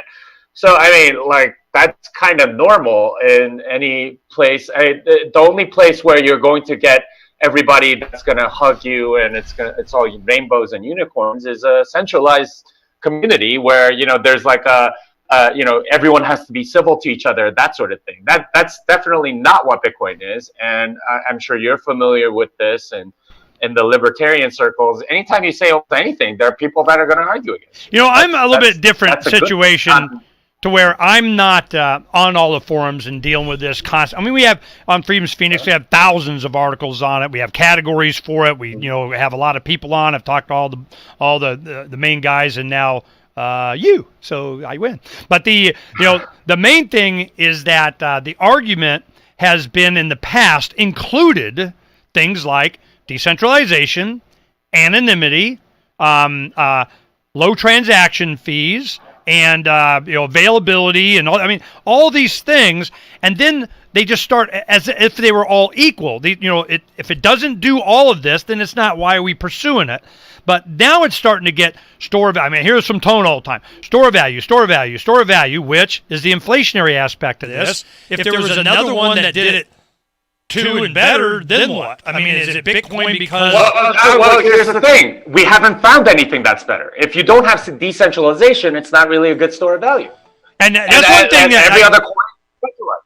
Well, that's one thing I hear is that it can't be... There is no other that can be decentralized. This argument Tone makes is because of the way it evolved into the marketplace. You can't do that again. It's like Bitcoin. Well, I mean, I suppose it's possible, but we haven't seen it. No, none of the other competitors in the market currently have it. And if you show me a better decentralized coin that's got all of the features that you're asking with the same liquidity, yeah, I'll switch to it. But first of all, you're not going to get the liquidity because right now Bitcoin is the Schelling point, right? This is where everyone's congregating on. And none of them have decentralization. None of them have the liquidity. None of them have frankly, the history that Bitcoin does. And there's no way that people are going to trust something that comes out tomorrow the same way that they're going to trust something that's been running consistently for the last 10 years. That's just not how people work. Well, what do you think is going to happen? Let's just go ahead and get into this 10-year future thing. What do you think is going to happen? Are governments... central banking, it's going to go away? Are they going to... I remember I had Patrick Byrne on, and he said that... But I've been interviewing him since like 2009, back when the naked short selling, overstock kind of stuff, and on through his progression into... He spoke at our Freedom Summits before and everything, and become a friend. And he's going, yeah, they got the memo. It was like... I think January of 16 or something, he said, yeah, the Goldman Sachs guys, after he settled his case and they went through and the VP of Goldman Sachs out of Paris wanted to meet with him. They go and they have dinner and he says, so, where are we? What's our role in this new future? He goes, you don't have one. You're done. It's over. Get over it, okay?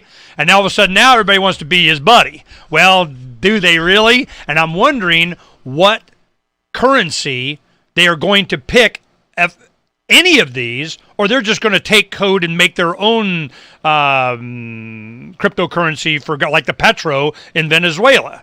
I mean, what are you advocating? They're probably going to try. The thing is that the market will always choose the harder money because that's going to store value much, much better.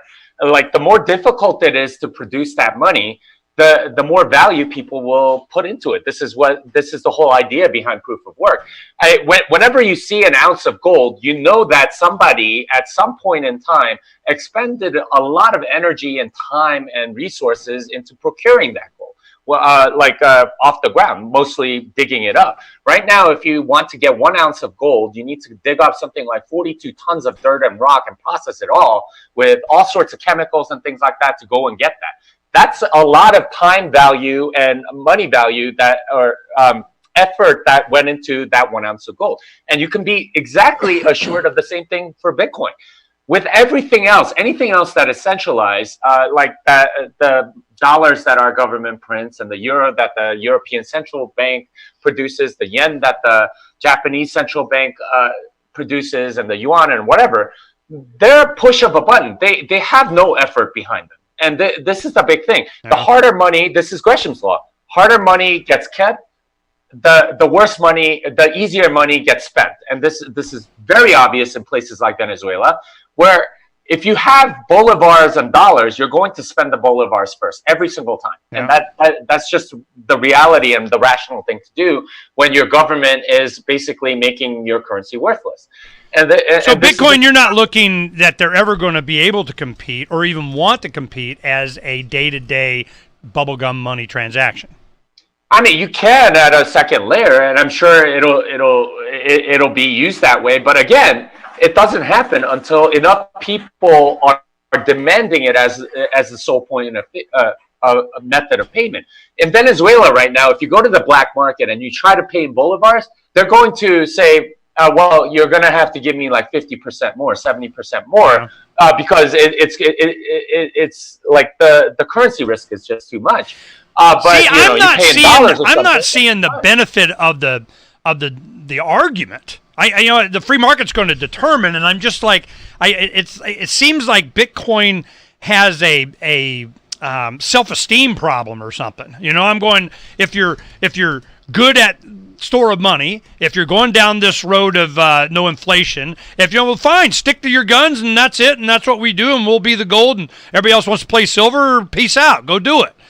So I'm just, because I'm not getting the impression that they're even working to be a currency. So I'm going, fine. Use other. A method of payment comes after store of value. Until people are demanding it as the only means of payment for their good or service, it's not really that useful. Well, I guarantee they're not if you got transaction fees keep shooting up like they are.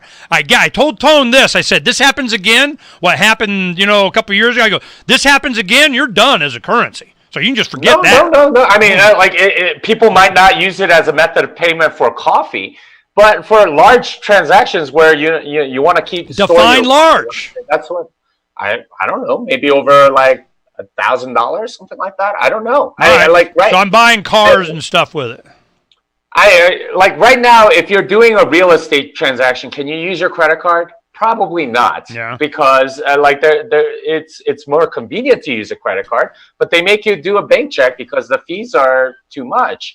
And you want to make sure that you transfer the wealth and that you don't have chargebacks and all this other stuff. Yeah, no, my wife's a real estate agent, and Silver Alliance Realty is a Ron Paul guy and wife that are the brokers, and they'll take silver. We've done working with guys on cash and Bitcoin, kind of make it happen. Because we can make it happen. Give me my money, man. I'll make it happen. I do service for make it happen. Well, the thing is, the people that are holding Bitcoin for store of value, they don't really want to spend it unless they're forced to. I mean, this is true of any place where they start taking Bitcoin and then they realize nobody actually wants to spend their Bitcoin. With spending is the same as selling, by the way. So no one really wants to sell it because they think it's more valuable, and the market has essentially mispriced. Well, that's just like with your gold miners. Sometimes they'll mine at a loss on speculation it's going to go up. Yep. Same thing happens with Bitcoin. There's times I've spent a lot more than I was making. Hopefully now it's up. I'm like, woohoo! At least I made my money back. So but do I get more privacy? That's one of the big motivations on me doing cash, is because I just feel that I put it in my paper wallet and I got and do the same thing with Litecoin or Bitcoin, and I'm sitting there, I'm going, does it have extra value because they don't know I got it? Woohoo! I win. Okay? So there's just everything gives things subjective value to the individual. All these features. And from Jimmy's song, we've learned that the ability to maintain the value of the cryptocurrency by it not being inflated away is a really big deal for the future, so that those can't just take the money out from under you don't even know. Well, I'm going, that's a big giant feature. Bitcoin maximalists at least have a reason. Good, and we heard it straight from the mouth of Jimmy's song. We'll be right back. There you go. Thank you for doing this. We can do this for freaking billion times, but we didn't get into all the lightning stuff and, how this is in the transactions attractive permission slip of the man kind of own stuff, but I really wanted to know what you thought Bitcoin's future is going to be. 3 years, 5 years. We got the 2020 election cycle coming up, and crypto is expanding. There's no getting around it. I mean, it's going to happen. But the big argument is that our AI has told us that it's going to do this and that and so on. Without these variables of these on, you're screwing up our crap, in our plan. I just want to know what the 5-year, 10-year future plan is. Where do you think Bitcoin's going to be? Yeah, I mean, it's going to be more and more adopted as more and more people trust it. And this has been Bitcoin's trajectory since the beginning. As it's lasted, and as the scarcity becomes more and more credible, more and more people buy it. And this is true of any store of value. As long as it remains scarce, it is very difficult to produce. More people get into it, and that's generally how monetary evolution works. Is that as it has a history of scarcity, the more people get into it, and then it continues and goes on, and eventually it gets to the point where people are like, you know what, all of this other stuff, it's actually not scarce. This stuff is actually scarce, so therefore that's the one that I want. Yeah. And they start demanding it as a means of payment, as the only means of payment, and not anything else. That's when it really becomes more transactional, like means of payment, or what you keep calling currency. Really, it's means of payment. Well, will it become universal, or will it be colored coin U.S. and Euro?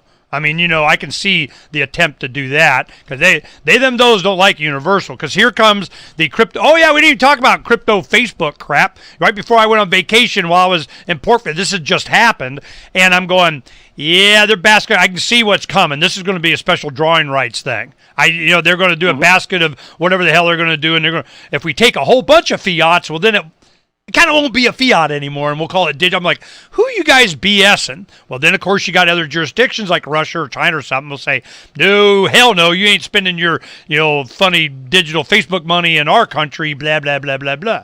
So Bitcoin will become adopted by countries, or it's just not going to matter, and then they'll have to, or how do you think that's going to play out? Yeah, that's always kind of a more speculative question, because you don't really know what other people are going to do. I do think that as a store of value, it's pretty rock solid. The scarcity is proven over 10 years, which no other crypto can say. Most can't even say that about like 3 years of whatever. So in my opinion, that means that people will continue using it as a store of value.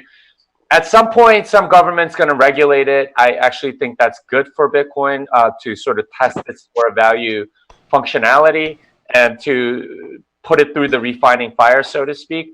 Will a government ban it? I don't know. Maybe, probably, possibly. It really depends on the political situation in each country. That's a concern of mine, is why you even care. That's always, because wide adoption, like Snow, is it Paul or Tony? I can't remember. Paul Snow, I think, from the Texas Bitcoin Conference, and he'd been to Freedom Summit. I've gone to these conferences, spoke at the hackerspace guys, and we get in all kinds of stuff, and they're good friends. But they are totally in your camp of maximalist kind of thing, and I'm going, yeah. Snow's not a maximalist, man. Well, he's definitely a Bitcoiner. I mean, he's No, he's a Bcasher, I think. Has he gone over? All right. Well, from the beginning, in our early conversations, it was all about adoption and support of Bitcoin so that it would go to the moon. It's it's going to be $1 gazillion a coin, and then I'll free people with all the money that I made, or something like that. So I understand the argument, but it's always been about adoption of countries or banks, or it being legal or something like that. And I'm just going, I don't care if it has to be sanctioned by some government in order to function. Well, then it's the wrong tech. I'm going. Yeah, I mean, I don't think that part actually matters that much. I mean, people are going to want to store value in it as long as there's a credible scarcity around it, and that's the big thing. the next wave of adoption is probably coming from institutional investors, but the wave after that is probably governments because they want to store value too. Like every central bank that's buying U.S. Treasuries, they know what's up with inflation. I got China and Russia buying a crap load of gold, and I'm wondering. Right, and there's a reason for that. And there are probably sovereign wealth funds that already have a bunch of Bitcoin in them. And that's what I was wondering. I'm going, they got a bunch of gold and maybe a little bit of crypto, because when it shoots, because it's such a small market cap, and all of a sudden it shoots up a bunch, I'm going, who just bought that? And are they doing it to sell it? Are they speculating? What? I mean, every single time, my speculation is that it's somebody that sees it as a very good store of value, and they want some at least small amount of allocation into this thing that's actually scarce. Now, all the other I see you there, Frank. Just hold on. I'll be right with you. I don't think that's a very good investment. They're essentially trusting the benevolent dictator for life, or whoever is in control of the coin, to not inflate it, or to not reverse transactions and so on, which I think is a terrible bet. But pretty much everyone that has money in Bitcoin, they have 10 years of history to trust, and that means that going forward, that's the one that... No, I understand. I just don't want the trust in the future of Bitcoin as I can trust when it gets popular. I can trust its $60 transaction fees. That's what I don't want to be, so... You could, I'm fine with $60. I know! All you guys are! Lots of value.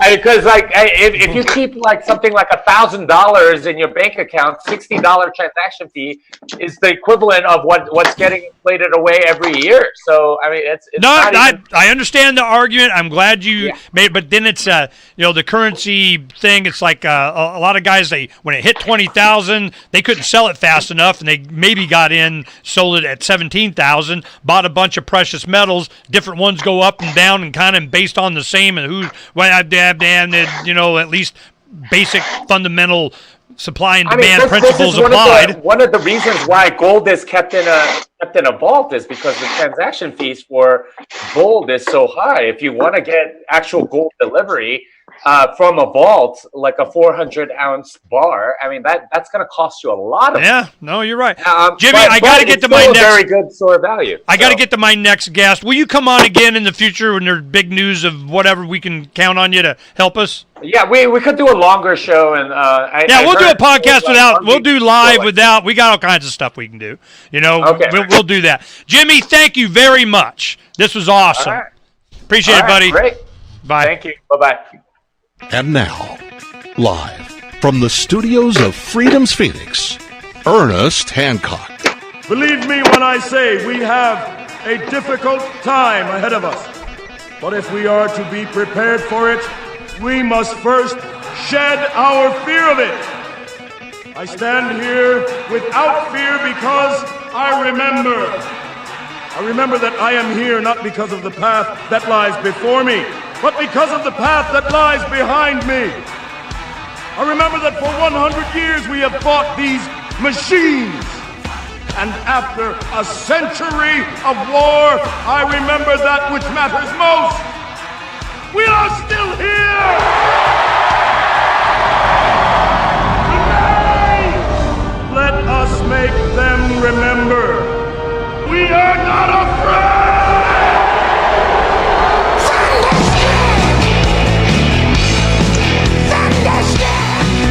Undefeated, you declare your independence from here to Hancock here in Phoenix, Arizona. Hey, from the BEA default studios of Freeze with an S, FreedomCity.com. Oh, I missed me some Dr. Frank. Dr. Frank, I got me some Dr. Frank there, Frank. Frank, I'm here, Ernest. Ernest, welcome back. Oh, I've missed you so much. Oh, I know. Nice. Every time you go away, the news gets crazy, and I was thinking of you. Oh my God, I was getting too excited. I should stop now. Oh, so, you got a bunch of stuff to say, do you? Yeah, do you build up? Oh yeah, got notes. I got a bunch of notes, and I can't wait for some of your responses. We have things to talk about as far as Trump and what happened with Iran. We have the Democratic, the so-called debates. We have, of course, Epstein and that whole unraveling that we've talked about on this show, and many people have, that the left is about to see the real poison that's been in this country and the world. We've got the 4th of July parade, quote unquote, campaign tool. We've got so much to go over. However, I don't know if Donna told you just in the last second, but right when you're finishing with your guest that came over the wire, that Ross Perot just passed away. Whoa! That's I coming didn't know he was sick. Yeah, well, I didn't know either, but it just came over now, and I just thought, I don't. Of course, there's a lot more to talk about, but I think it's important to at least just acknowledge his contributions, if nothing else, of red pilling many Americans before. I want to say before Ron Paul, because Ron Paul ran before Ross Perot the first time. In all fairness, but it was Ross Perot that I think, in many ways, opened me up to the concept of third parties and what it takes how primaries are run, to understand the sausage making. For me, at 21, 22, whenever it was when I think it was like 20 when he ran, but he was probably the initial red pill for me about how the system works. What say you? Ross Perot, 1992. I remember this is how I was involved in the Ross Perot thing. By that time, I'd already filed lawsuits against all 44 election laws of all the, unconstitutional crap and special rights and privileges go to Republicans and Democrats that weekly apply to, I wouldn't even look at parties. I don't give a crap about parties. As an individual human being in this country, do I have the same opportunity to run for Congress, all that? No. You got to be part of these clubs. And I'm going, oh, hell no. So I was Republican. I went independent and said, no, I already see where this goes. If you can control who even goes on the ballot, you're eliminating opposition before it even started. So I could see that was fundamentally a problem. So we had a big thing. It was called the Flight for Independence, and it was a ultralight that we had planned to going around the state and building up, visiting different things. And we were video cam. We had it all ready to go in like April. We're training and taking my lead. We're getting ready. And Ross Perot goes on Larry King and says, "Everybody give me $5. I'll do it, and we'll go kick ass." Well, that exploded, and I go, all right, well, I guess I don't have to do it anymore, because I knew the law in Arizona did not provide for an independent candidate to be on the ballot. After 1979-80, after the Anderson effort there, they rewrote the entire Title 16, the election laws, and he just conveniently forgot that part, okay? So there was no mechanism for their electors to get on. I knew this, and I go, I guarantee this is going to be an issue in Arizona. Watch, because we were the 50th state to have, because our primary was like late September, it was like the last one in the nation. So I go, this is going to be addressed. I guarantee it. So I sent, when this was going on, I talked to one of the columnists here that had been covering a lot of stuff that we were doing, and they kept asking about Ross Perot, and they wouldn't cover it. Nobody would cover anything. It was just like, the deplatforming, banning, censoring of the hell no. We're not talking about anything about Ross Perot. But everywhere is plain land. You have 10,000 people. It's like he's Trump or something. Okay. Yep. So the people, it was amazing what they weren't publishing. And this is when the internet first started, and one of the Ross Perot guy showed me, he was a disabled vet that had epilepsy from getting hit in the head with a armored personnel carrier hatch or something. And so he sat home, and his wife was the disabled American vet staff member or something, a nurse, and then he sat home and just did all this coverage, and I go over there and showed me the access he had to Associated Press, all this stuff that wasn't in the local paper, wasn't on the local television. It was exploding all over the country, and there's nothing. So I go, look, man, you guys need to know what's going on. So I had sent some of the contacts and different things that we had, not because I was a Perot supporter. I wasn't. I just knew the issues that are going to come out because he was run as an independent. So then they put my name and said, and everybody wants to know, you just call Ernie. And 5 o'clock that morning, my phone didn't stop ringing for like 4 days. So we had a big stack of all these people's names, phone numbers, and addresses, and I took that and put it in a database and spent about $4,000 back then, all my going to Flight for Independence money, on sending everybody on that list a copy of everybody on that list, separated by zip code. It's self-organized. Arizona was the highest percentage, 20-something%, even after he dropped out and came back in. Arizona. How did that happen? decentralization, spontaneous order. So when the Lovolution thing happened to Ron Paul, I already knew it was going to happen because I've seen it happen many times before, of which we had with the Ross Perot thing. Now, they did change the laws. They did allow for him to come in. He did have a big impact, and Arizona was the only state that the United We Stand effort to create a third party under Perot, Arizona didn't join that. And the reason was is they saw from all of the talks and everything we went around what was really going on behind the scenes. Meet John Doe, an old Frank Capra movie. So this is our experience with this, not so much of whatever he said. He was just another little mini fascist, do it my way and I'll whatever. That wasn't the point. The point is that he was perceived as not them, they, them, those, and the people supported, and they did it and showed the power of the people. So when the Ron Paul thing came, there was a whole generation of young guys never even heard of Perot. They didn't know what the hell you're talking about. But it was an example of what was coming, and it will come again. Here it comes. It's going to happen again. And your advocacy has been that it's Trump, and I'm waiting for Trump the movie. Well, first off, I great background with that. I didn't even know that. I wasn't even in Arizona at that time. First off, I know my mom's listening. Hi, Mom. Hi, Mom. She misses you too, Ernie. So, the one area that her and I do debate often is when we talk a little bit about politics is about Trump's demeanor. And my mom's a sweet lady, and she says, "How come we can't be nicer?" and blah blah blah. And I try to explain it's when the longer you've been in this sausage making, kind of like what you've been doing your whole life, and most of this audience, the more you see how it works, you realize that you need the demeanor and the tactics of Trump to get around the system, and why Twitter was just such it was kind of a complete game changer, because Ross Perot did not have Twitter back then. How do you get around the system? And when you see what happened with Ross Perot, which we did, being in the trenches in many ways, then what happened with Ron Paul, then by the time you get to, and not to mention other candidates, when you find in the Libertarian Party as a whole. So when you see Donald Trump act the way he does, from my perspective at least, it's like, keep going, buddy. That's what you need to do. But for people who didn't understand the sausage making all of these years, Ross Perot was just a blip of barely of a figment of their memory. They don't understand why his tactics are needed. One last point on what Ross Perot, what I noticed that what he brought up was, before Ross Perot was the League of Women Voters that actually allowed third parties in. But because Ross Perot was allowed in from the League of Women Voters, the Democrat and Republicans ended their relationship with the League and created the Presidential Selection Committee, which has banned all third parties. Yeah, no, I'm so shocked. Yeah, well, that was because of Ross we Perot. were instrumental in a lot of that, too. I'll tell you about it. All right. From the sixth letter of Captain Mark. A pirate's life is characterized by voluntary interactions. Unfortunately, the Crown presses everyone into involuntary servitude. Landlubbers believe slavery was abolished years ago, but the Crown still claims to own us when it crimps us into service against our will. Given sufficient ambition, it would gladly draft thousands of hapless victims to kill or be killed. It's simply slavery by another name. Landlubbers are routinely commanded to serve the so-called justice system in jury duty.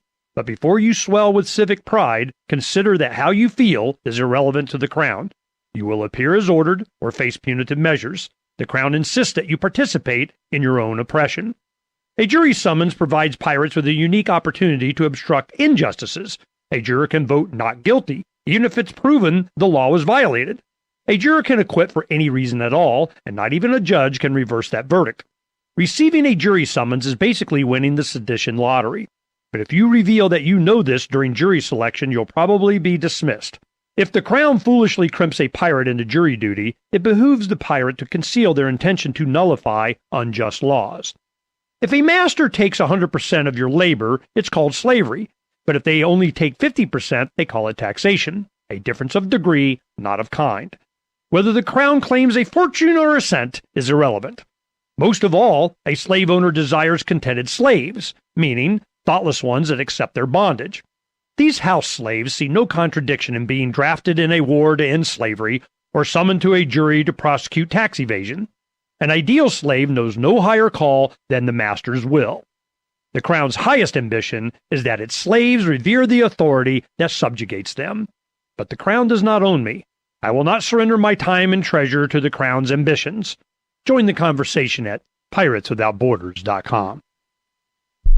There are basically two types of advertising: direct response and branding. How are you? Missed you much. Oh, doing pretty well. Pretty busy, and but yeah, you were at Pork Fest, is that correct? Went to Norfolk for Donna's brother's wedding, then Pork Fest, then North Carolina to visit with Rick Tompkins. Used to be state chair here back in the day, and ran for POTUS and all that kind of stuff, and a good friend. So he's getting older. Just wanted to touch base, say, yo, what's up? Peter and him know each other because he was in Vegas, and then they met through Vin. And I introduced, Vin. Peter was a big fan of Vin's, and so they became friends. And him and Rick would go golfing and so on. So we went to visit with him, get caught up, and see what's up. And then we flew to Blaine, Washington to do. Jacob Lamont owns dispensaries up there, and spent like 5 days like vacationing up. That was awesome. Then did the show a little bit. Then we went up to Peter and Tony Marie's, and but Tony Marie was visiting. She has a 6-step son that was in the hospital that she needed a handhold for to get through his induced coma for the infection of. I mean, it was a thing, so we didn't get to visit with her, but we were talking to her on the phone on a regular basis, and we just got back last night. I've been gone a month. It's been a thing. So we got to make sure everything's working. We have the first half, of the first segment, we had some internet with a streaming thing deal, but we got that taken care of. So we're back, firing on all cylinders. And I thought you were going to be in studio, you slacktivist. Well, I'm not going to be able to, especially for the hour. I'll try and do it in the future. We'll see. We'll see. But definitely, it's a good time. Well, I'm glad you're back. A lot going on. All right, here we go.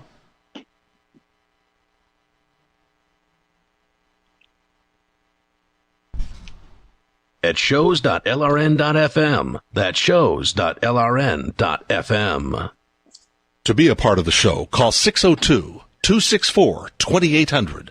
602-264-2800. And now, Ernest Hancock.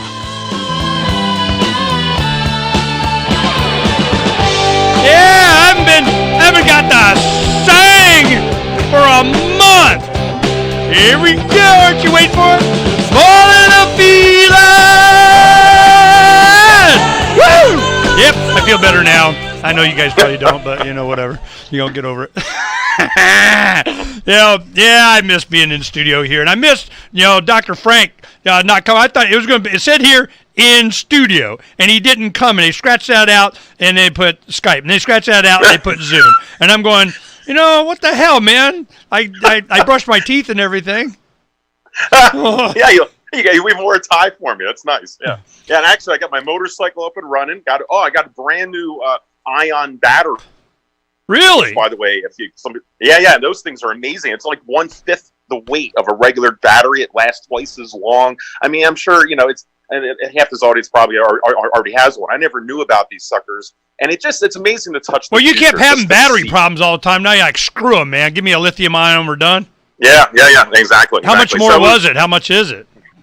It was only like $200, and I got a pretty high-end, pretty good quality one. And plus, you have to buy regulators, sort of like it's like a constant charger. You don't have to constantly have it on, but it's like a battery tender, but it's a little different for keeping the cells monitored. But as long as you have that and it's specialized for this ion battery, it lasts. It lasts like I said, it's like the double the length of time. And it takes a lot more rechargings and all that. And that acid sucks. Put it this way. It comes with pads to fill in the gaps because it's so much smaller and lighter than the regular battery. They have to put pads in there to fill up the space around it. Well, you know what this means. I got that. So you know what this means. What does it mean? What does it mean? I have to come in studio. Yeah. That's, no. You got your motorcycle fixed. What does that mean? What does that mean? I can. You want to ride? That's right. I get to use it to get my motorcycle license. Yeah, if you want, you can sit on the back and be my you know what in the back. How's that? You can hang on to me. I'd be your yeah. All right. Well, look. Hey, we got a lot to talk about here. So okay. Well, real quick, I wanted to finish on the League of League of Women Voters. What happened is if we went through this, and during those years in 92 and 94, that we could see what was happening.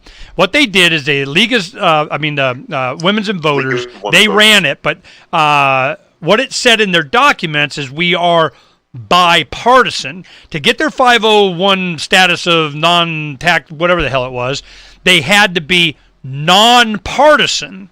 Well, in their bylaws, they put bipartisan. Well, what they meant was they were supporting the two-party system. And what we challenged here, like, let's go to court. We're done, man. We want to expose it. Woohoo! We love when you guys do that. We're going to get some, and you're going to pay all those back taxes, and you're going to get that. And with that threat, well, we realized and understood that they were saying bipartisan and not nonpartisan, and all the stuff was going Republican and Democrat. That's when it exposed them, and screw it, they got to go ahead and do this presidential, thing with the parties. And that's what did it.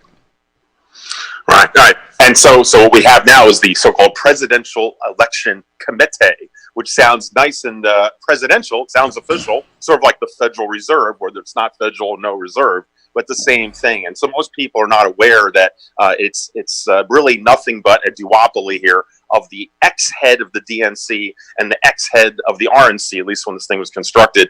And it's co-chaired by each party, and they made sure and to ensure that we have no more third parties, no more Ralph Naders. And that's why you'll never see a third-party candidate in these debates again. And people scratch their head and say, of course, many of us have heard some of our family members, well, if that libertarian candidate was so good, then I guess they would have made it into the debates. Yep. And you just want to put a gun to your head when people say that. So this again is what has created Trump. It's what it was exposed further with Ron Paul, and then of course with Trump. So it's the system. It's the system being exposed. And if people, certain head of the Libertarian Party, still want to know what exactly Trump has done for this country, that is one of the most profound, is to expose the system, and whatever comes out of it. That's just, we'll just let the chips fall when people determine their own destinies once they understand how controlled they've been.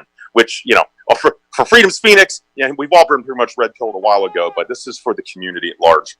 So anyway, let's get into, first off, there's so many pieces to all this, but I'm going to start with the big picture with Trump. So Trump is obviously gearing up for his 2020. He's already there for the re-election.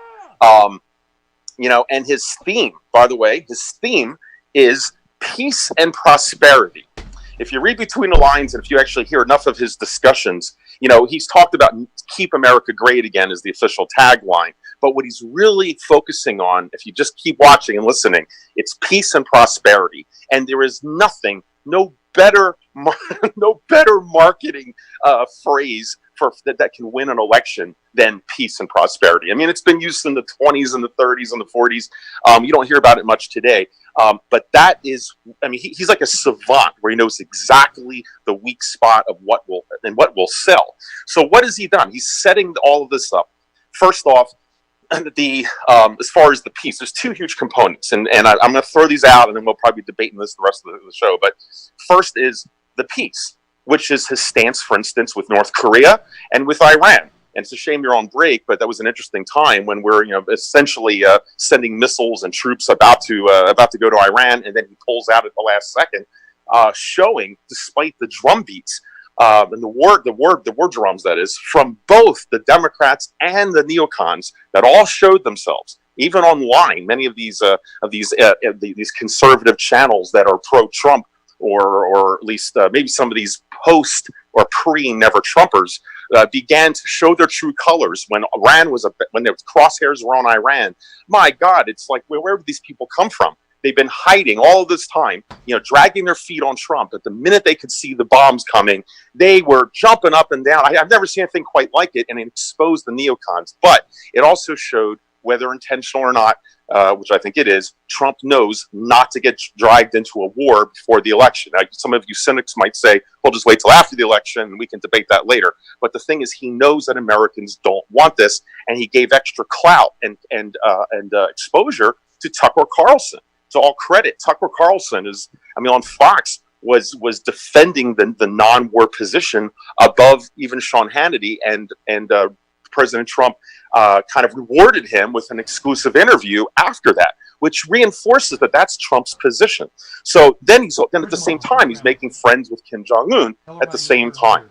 So clearly he's trying to demonstrate the peace component. Then you have the prosperity, and guys, I'm talking more, let's just say big picture, maybe not the fundamentals of this country, which we all agree are a big problem, but what does he do? He had a 3-step process to show and make sure that this prosperity, at least the wind at his back going into 2020. 3 parts. Okay, he did them in stages. And one was very Austrian, the other is very Keynesian, and the third is kind of in the middle. So he starts off with the Austrian view, which is to get rid of regulations. He does that his first day, and he continues to do so. So that would be more of an Austrian perspective, right? Get rid of regulations. Then he does the tax change, which you could argue is maybe a little bit, you could argue that either way. But that took effect with people having more money in their pocketbook. And then lastly, he now, at the end of the game, he's lowering interest rates, which is a pure Keynesian move to make sure that nothing stumps this economy. Nothing interferes with the 2020 election cycle of Trump. Yeah, there we go. Trump. All right, I got a bunch of questions we'll go through when we come back. What do you shop for that?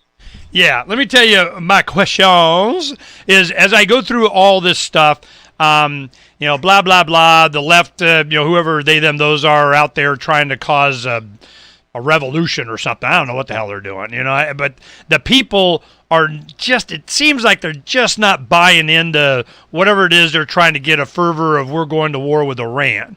And it seems like, man, they want us to, there needs to be some missiles flying in Iran. They will, bait them as much as they can. They shot down our drone. I mean, this is, I'm like, wow, they're really, so what's really going to define Trump is if he can keep us out of war. Now, when they had something, they were getting ready to go and push the button and Iran, and Trump goes, nah, I'm not doing it. I want to know the details of that more. What happened? I don't know. I mean, that's the point. Well, what was the plan? What, they were going to go what? And he said no to what? How? I mean, why would they just do it? It's like the day after inauguration, they cruise missile the shit out of Yemen. And they go, yep, Trump. And blamed it on him, and he kind of took it and whatever. Did he? Was that always the plan, or they're just trying to commit him into you're in with the boys? Or so I'm waiting for Trump the movie, I need to know all this behind-the-scenes stuff. So, in this war thing, who's really pushing it? Well, is it Bolton and Pompeo, other dick? And then why are they still there? So, I mean, what the hell is going on? Well, I mean, look, in many ways, I think he does. He's not an ideologue, which is what always throws a lot of people off. They keep wanting him to be an ideologue. He's a pragmatist, and I think he also likes to have like a very, speaking of diversity, a very diverse cabinet and people around him. I mean, he'll have people from all sides, and I think that's what allows him to really narrow in and focus on the needs of the other side and meet their needs, which is what he does as a business person. And that's what I think is also throws so many people off. They keep looking for a pattern, but he just wants to know, here's a bunch of people in this room, we're trying to agree on what to have for dinner, right? And so, it's an idea of just asking what everybody wants instead of just saying, well, I just want to be friends with people who like Chinese food or sushi, and buckling down into your one view.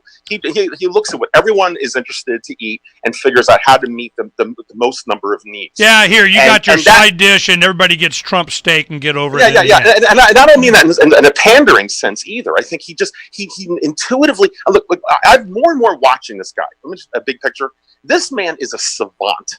I mean, I don't mean that like drinking the Trump Kool-Aid sort of thing. I mean, whether you like him or not, the guy is like a poker player. He's like a chess master where he can sit back and it's like Indiana Jones watching that guy spin those swords around, spinning them around and around and all of the distractions. And he can go in with the surgical strike. Granted, of course, a gun is a little more than a surgical strike, but you see my point. All the distractions, and he just sits back He's not very eloquent, right? He's not very articulate, but he knows he can sit back and watch and see what is the need. What is it that this person needs? And instead of fighting the person, he works with you. It's almost like, it's like jujitsu in a certain way, where, Aikido, where Steven Seagal would do. And the idea in Aikido is twice the damage, half the effort, which is that you use the opponent's momentum against themselves, right? And so I think that's what Trump does. He finds what people need or want. No, you don't have to convince me the boy's got skills. It's just more and more when I watch. No, it's I tell you what, what he is much more sensitive or knows where to look with his focus group of Arbitron rating of talking to the construction worker if he's got a maid or something. There is something that he is using for a perspective that all these other guys either don't have, don't give credence to, don't understand the value of, and ignore the people's input on this. And if he can get what he wants and do it in such a way that people support it, he's all over it. And they don't get it. Look, think about it this way. Now we're back. We're yakking right into the... All right, here we are. Wait. I didn't even get to play any music. I got... What? The thing there. is... Now I don't even have to Trump, think of Trump, though, as the ultimate businessman. In kind of a way, from an Austrian perspective of econ, the idea is you want production, you want to build, you don't want to destroy. Destruction is the broken glass window analogy that Keynesians often will use. It doesn't work, right? Because you're not producing, you're not creating production or something of utility. And Trump, I think, just intuitively knows that. He may not be an economic genius from a philosophical perspective, but to him, it's like, look, let's stop fighting each other. We can just all find a way to deal with each other's and crap. Just lower interest rates. We can all make money. We can all make money. Lower interest rates. No, it's not just about lowering interest rates, and I talked about that earlier. But I'm just making. Maybe you talked about it. You didn't talk about it. No, I'm talking about that his, whether it's working with North Korea, for instance, instead of having this constant debate with North Korea and fighting them and being at odds, which is what both parties want to do, he looks at it and goes to Kim Jong-un and says, hey, you know what? You got great coastline here. I could see some great golf courses here. Let's talk about making some money and having some casinos and having a bunch of hot women around here. I mean, to him, that is... And it makes sense. I mean, why constantly fight when you don't even know what you're fighting about it to some point? And we can all make money together. And that is what his whole modus operandi has been his entire life, is instead of fighting people, find out how we can be rich together. Let's find a way to do it. And yes, Mr. Kim Jong grandson, can I come into North Korea? Why, yes, come right on in here. I love it. It was like a scene from Bela Lugosi with a vampire. It's like, can I please enter your house? That's so good. That's a meme right there. Why, yes, please come on in. It's when they welcome you in is when they get screwed, okay?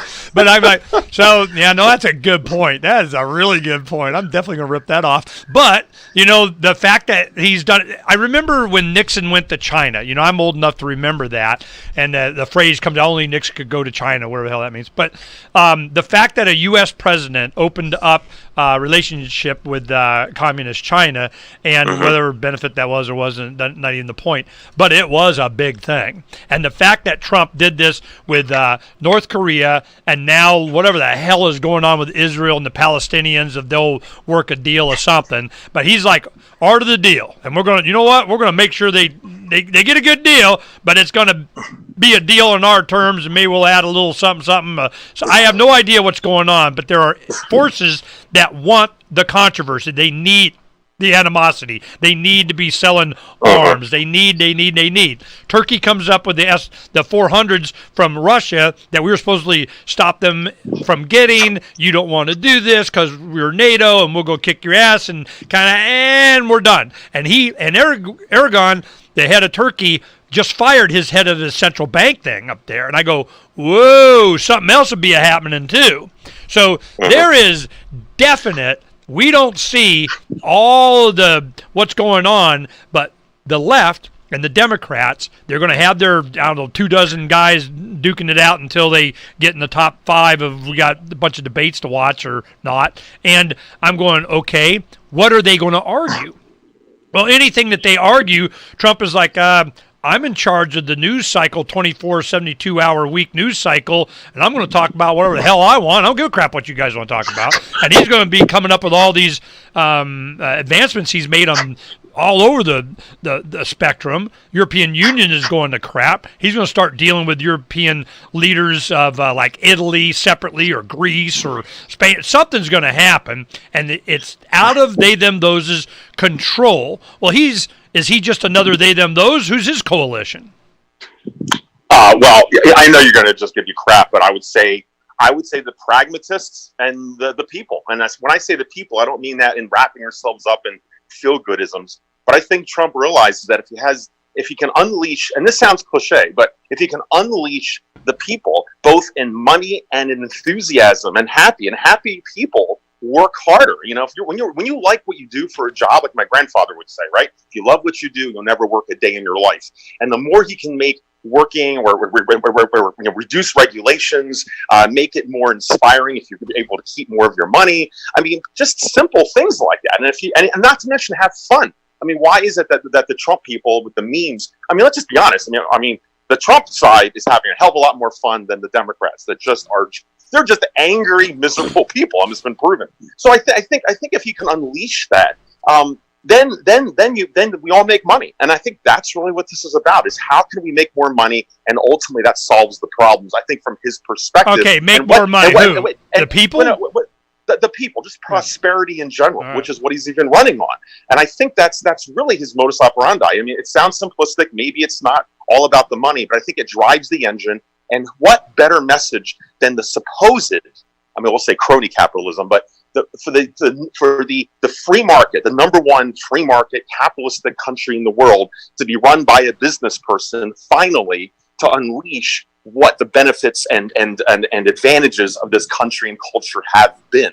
And that's what he's doing. He's going back to our roots and just unleashing it raw and seeing what happens. I think it's just, I said on day one when he was, after the guy was elected, and I did say, I think he will go down as a very important president. I think as a very at least that later on, not now. I mean, it'll take maybe a generation for history books to catch up, but I really believe that. So now, as far as Trump's strategy, it's fascinating just to watch some of these moves. Maybe I'm getting too much into the weeds, but you've got the Democrats trying to figure out who to put up front, right?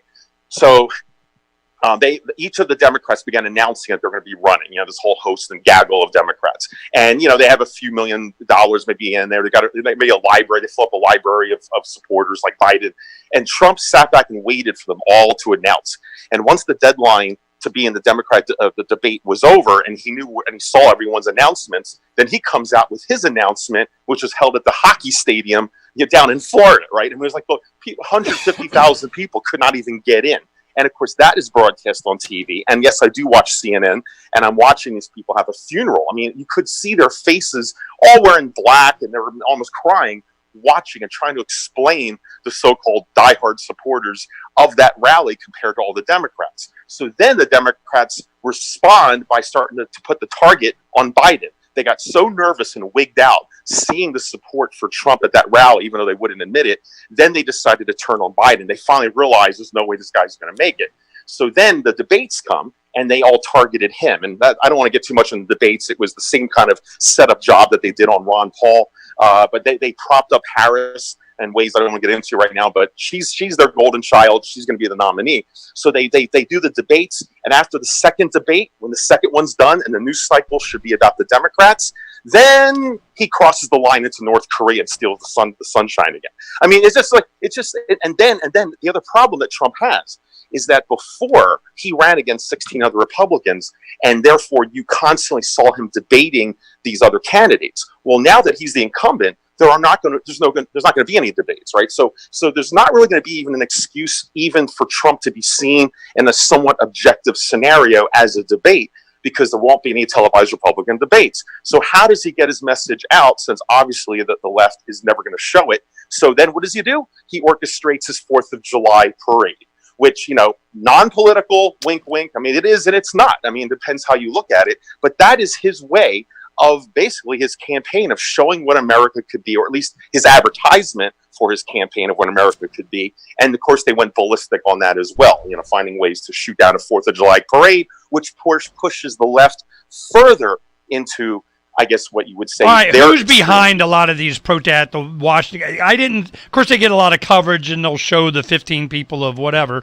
but it's just like on the other side, they're always looking. You'll have 1 million people there, and they look for the guys with the camo floppy boonie hat from Vietnam, and what does he have to say? I mean, I see this all the time, and they go, well, don't wear camo because they'll just go and show that. I'm going, well, it doesn't matter. They'll have a guy. I mean, what's the difference? So I want to, when we come back, I want to hear a little bit about the parade and what happened, because I didn't see any of it, I don't care. But, I want to talk about this Epstein thing, too. We need to get, hell, even Wikipedia's deleting Epstein links to Clinton. Are you tired of government's Yeah, did you see that? Corrupt Wikipedia deletes Jeffrey Epstein's links to frequent flyer Bill Clinton. Adds link to Donald Trump.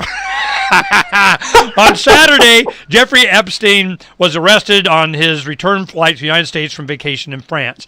Well, for whatever reason. Okay, do you know who the prosecutor is against Epstein now? They're going to the prosecutor. You know who it is? Know who it is? No, it is. So, Comey's daughter. You can't make this shit up, man. I'm just like, oh my God, it's just a gift that keeps giving. So I'm just, I can't even, how much am I supposed to care? And I'm just, all y'all just deserve whatever happens. I don't even care. I'm on, semi-vacation. I mean, we're working, but, I don't got time to read. I'm going, really?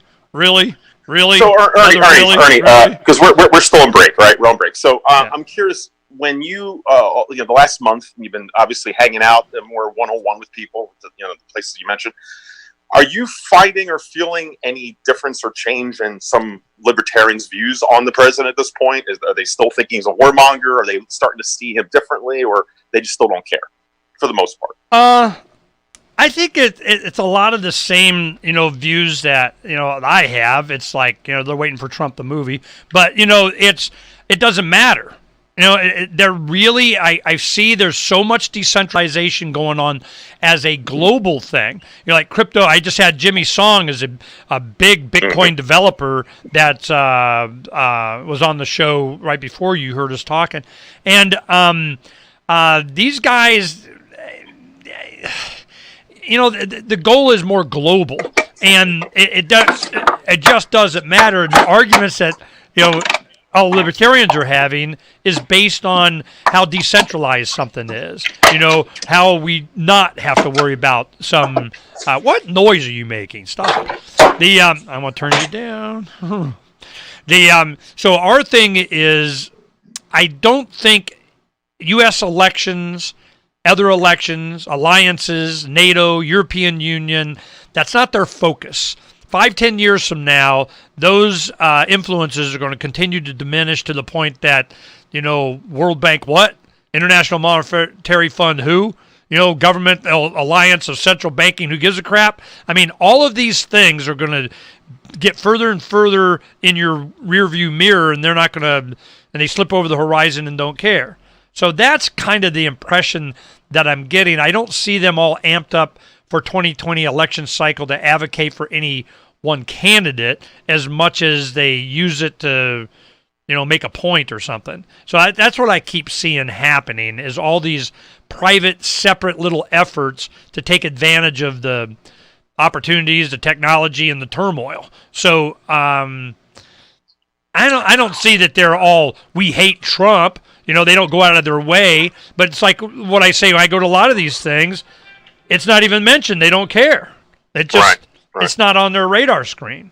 It's entertainment, Well, how about like some of just the distrust that when he got in, that he was going to be a tool of the military-industrial complex, that he'll be a war president, and when he dropped the Moab bomb, I mean, many people are just assuming he was just, just chomping at the bit to use all of his new toys. And yet what we've seen, I mean, I disagreed with that long term. And I'm just wondering, over the last few weeks or months, seeing his reactions, between with North Korea and Iran and pulling back and taking on, better than not. But who believes? Give him credit for that. You got to give him credit. Come on, I think they do. All right, here we're coming back. .fm. We'll talk about roads. It's the Ernest Hancock Show. Where we're going, there aren't any roads. I feel good. I knew that I wouldn't. I'm back, Dr. Frank. I feel good. Woo, we're having some fun in here. So good. So good. I got you. Woo! I feel nice. This has been, I'm glad to be back home, and it was a fun trip, and we're having, but, Dr. Frank is asking, what's our opinion of all the news that happened while and Trump.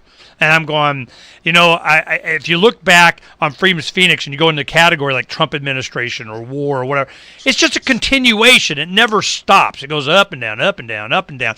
And you can see that there is definitely an effort, or at least want us to believe that there's an effort to go to a shooting war with Iran. Or we're playing brinkmanship, and we're going, if you don't, we got aircraft carriers, and we're going to whip ass and yada, yada, yada, yada. And people are going, I'd rather not and don't care, and you're going to do what you're going to do, and screw you, and you're all a bunch of warmongers. And then he doesn't. Is that a game he's playing? Is there something else going on? I'm really distancing myself from caring because I don't trust him. I don't believe anything, and it's just going to come down to people making anarchist little individual their own life decisions, and it's public opinion. So just general public opinion, but I don't know. So what's the plan? What do you think is going to happen? I think it's going to be another one of those true definitions or defining moments for the president. I think the question is, does he really believe in peace and prosperity? And that sounds a little cloying and cheesy to say that, but my main concern is that he is holding back until after the election. And after the election, then if he goes full blown and finds excuses to go to Iran, I think he will lose historically most of his clout that he's built up. Unless somehow Iran, forget that. I guess there's false flags as well. That would be the issue. If he continues this plan and stays out of war after the election, then I think the modus operandi that I believe, honestly, he is banking on, which is keep war out because it's not productive. It doesn't help an economy. Just from a basic economic standpoint that we all talk about. You produce things to make things. You increase value. Don't make bombs. That was the argument that Austrian schoolers always make, right? They say, well, look, when war gooses the economy. I mean, war's good, right? You get to build tanks and jeeps. And even that video, the Keynes versus Hayek rap video, they made that same argument that simply making tanks and jeeps and bombs and blowing things up, that's not really production. It's destruction, right? That was the rap. And that's the same thing. And I think Trump intuitively understands that. And if he can reintroduce that concept, and make us look in the mirror and reflect upon why are we at war with so many countries? Why do we still have military bases in Japan? I mean, he's being challenged, or not even challenged, by many countries around the world, like Japanese and Chinese business people who, from different interviews I've heard, that have sitting back and they're almost laughing that Donald Trump is changing the deals back to America's favor, and they're admitting, they're laughing, they're saying, hey, good for Trump. They're saying, hey, we've been amazed how long you people have allowed us to fleece you for all these years. I mean, you can't blame him, and even Trump says, I don't blame him, I would do the same thing. But he's going back, and you know what it's like, what he's doing, because I'm watching in a lot of these deeper videos and reading more of his policies. What he's doing, guys, it reminds me of when after 5 or 6 years, you happen to take another look at your car insurance policy. Many times we set up the policy and then we don't look at it for like 5, 6 years until maybe there's a problem. And then you look at it and you go, holy crap, why am I still paying for this or that? Or I don't even have that car anymore, or whatever it is. That's what he's doing. He's sending his agents out, and they're deep diving into all of these policies to figure out, why are we doing these things? And there is no real reason. It's just somebody makes the way money, it's always been done.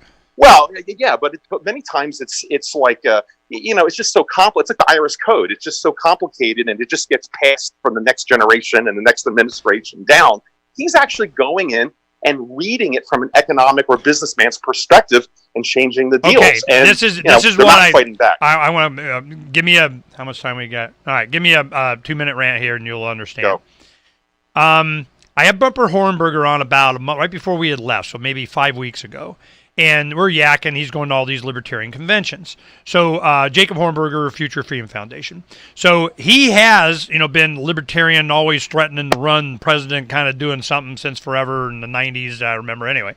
So he had been going to a lot of the state conventions. I'm going, sounds like you'd be running for Presidente there a little bit. Well, maybe. Oh, really? Okay. So it seems like he's on the platter there. We'll see what happens.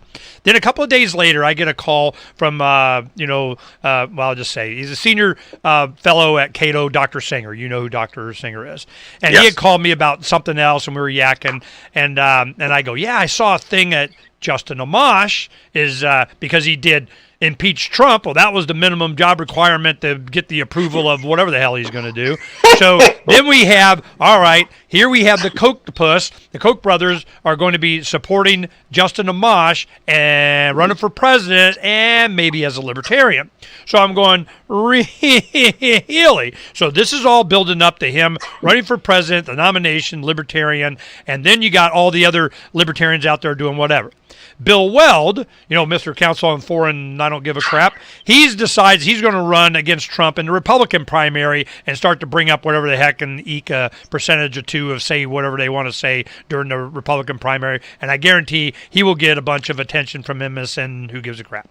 So this is going on. Adam Kokesh is working with, because he's all buds with him, said nice things about his book, and some Democrat interest are kind of, we need Adam out there doing this because they'll say nasty things about Trump. And so you get the anarchist libertarian, you get that Bill Weld was VP candidate libertarian running against Trump in the primary. You got Justin Amash says, I want to impeach, Trump. He was a Republican. It's going to go libertarian. You have, and it's all the consolidation of all we hate Trump, never Trump. Then we see Charles Koch and George Soros come together in an anti-war think tank together in their whatever the hell they're doing, okay?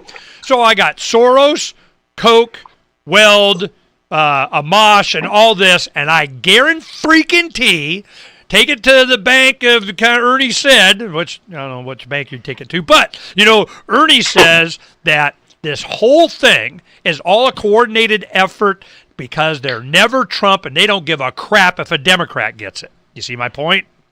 Yeah, no, absolutely. And it's interesting you're saying that because Tucker Carlson, which I can't believe I'm bringing him up twice on your show. I'm not really watching that much, but he... you only miss Sean Hannity once. What's up, man? But Tucker Carlson, he's been on one side. It's funny. He's pressing the no war, no engagement perspective when the neocons were not, and that was a very telling moment where Sean Hannity's beating the drums for the neocons, and Tucker does the opposite. Tucker gets rewarded with an interview with Donald Trump, and at the same time, Tucker Carlson has been doing many monologues where he is distancing himself from the libertarians. And it's interesting because he's often identified, or at least compared to many of the Fox people, he would be considered the younger, more libertarian. He was a main MC at the Restore the Republic Ron Paul event at the Republican National Convention in 2008. He came out, but he refused to introduce Jesse Ventura because he was a 9/11 conspiracist. Gotcha. But what's interesting is that what you just said earlier of the Koch-pus taking this thing over and the influence had been co-opted. I think Tucker gets that as well, and so and it makes more sense why he's trying to say, look, libertarian philosophies are proper. And it's not Coke, but the Libertarian Party is not exactly. So Tucker definitely gets that. Hey, look, after the break, I guess we'll go into the after show for a little bit. We'll talk about Epstein. Huge story. Epstein. Guess whose daughter is reportedly a prosecutor in Jeffrey Epstein's case? Maureen Comey, daughter of former FBI Director Comey, is reportedly a prosecutor in a new case, blah, blah, blah, blah, blah. That's all you need to know. Yeah, well, I definitely want to talk about that. We're going to need more than a few minutes. But Go. before the end of the show, people are listening live. A few just random things, kind of FYI. First off, I mentioned at the top of the hour how Trump's unofficial campaign motto is going to be peace and prosperity. But for you Democrats, the motto is dignity. Okay, you're going to be hearing that word dignity over and over. It's been the talking point. So for those of you who want to do the Democrat drinking game, every time you're dignity, you just take a drink, a shot. Also, a flag, a gay pride flag was burnt outside of a gay bar just the other day in response to the American flag being burned on the 4th of July. And the irony is the 4th of July flag is allowed to be, the American flag is allowed to be burned, and yet now the gay pride flag is looked at as a hate crime, and these people could be arrested. And they did this on principle to make a point of the it's like a straight pride parade in Boston, and we want all the police coverage and all the same perks that the gay pride gets, and they weren't against gay pride. We just get to have straight pride, right? No. Yep. And the very last thing, Galaxy's Edge, the Star Wars land at Disney World, is an utter failure. 1 week out and no one's attending. Would you like to hang out Disney. With that ought to make your heart a little warmer. It does. At least I got that in at the very last moment. Yeah. So Okay. Real quick, do the Disney World thing. So you got Galaxy, whatever the hell of Star Wars something.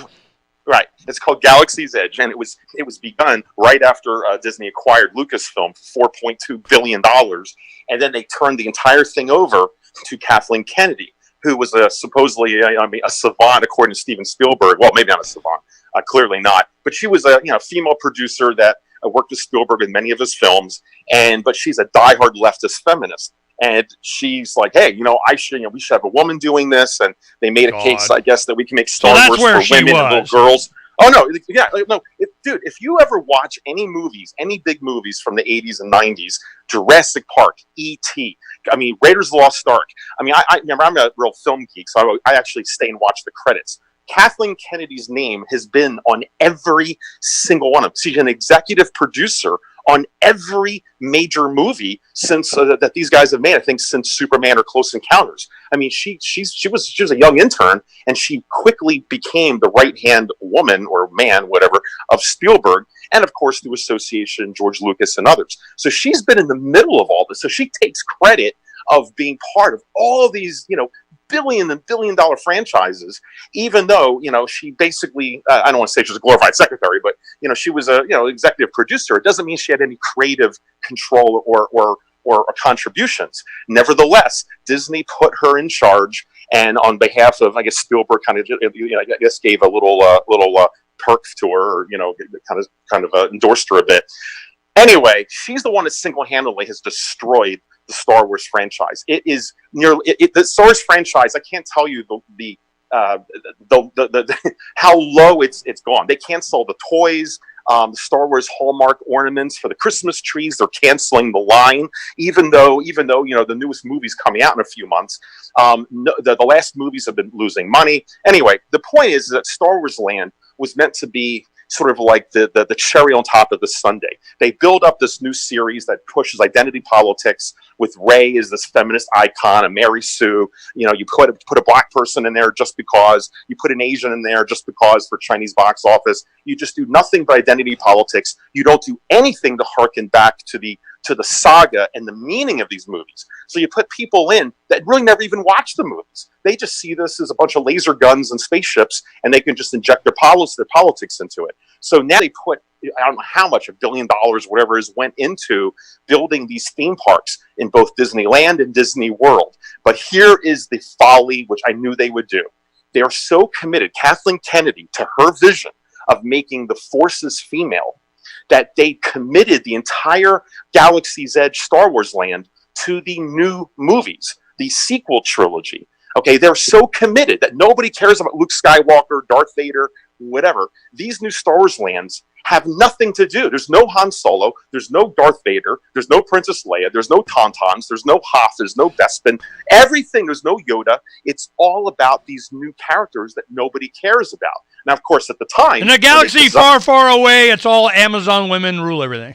Yeah. And so now they've destroyed the franchise. There's no excitement. They essentially told the fans, the old time fans like me, for the 40, 50-year-old people still in their mom's basement, quote, guys like me that are the ones that'll buy a $200 lightsaber, the geeks, they've told us that our views don't matter. Star Wars is not for you anymore. We're taking it back. We're gonna brainwash the new generation like Marvel is with their comic books, and we're gonna force it on them. What they don't realize is that young people today don't care about Star Wars, and the only way they're going to be introduced to Star Wars is if their parents, like me, are excited and we introduce them. But if you turn your back on the old time fans like myself, well, I'm done. Honestly, I'm done with Star Wars this point. I don't even care. But and my child's never going to go there, and I refuse to go to the Star Wars. I'm not even going to go see the new movie. I'm just done with it, and so many other people are, and so therefore, they've created this entire theme park that was supposed to reinforce for the next 20, 30 years this new series of characters that has been an utter failure, and so they finally opened this park up early. There's supposed to be 2 rides in the Star Wars land, 2 of them. Well, one of them's not even up and running yet. This whole thing wasn't supposed to have been opened until the new movie opens in December. But the tracking for these movies is so horrendous. They're losing so much money on the Star Wars brand IP on all fronts that they desperately decided to open Star Wars Land in California early. And they just opened it 4th of July, trying to get some buzz leading into the movie. I mean, this is how bad. This is the one thing. I'll tell you how bad it is. So anyway, so they wind up opening it prematurely with only 1 ride available, and no one's there. I definitely, I don't hear your point, but if you want, pull up online, put in Disney Galaxy's Edge Ghost Town. If you put it in there, or just put attendance.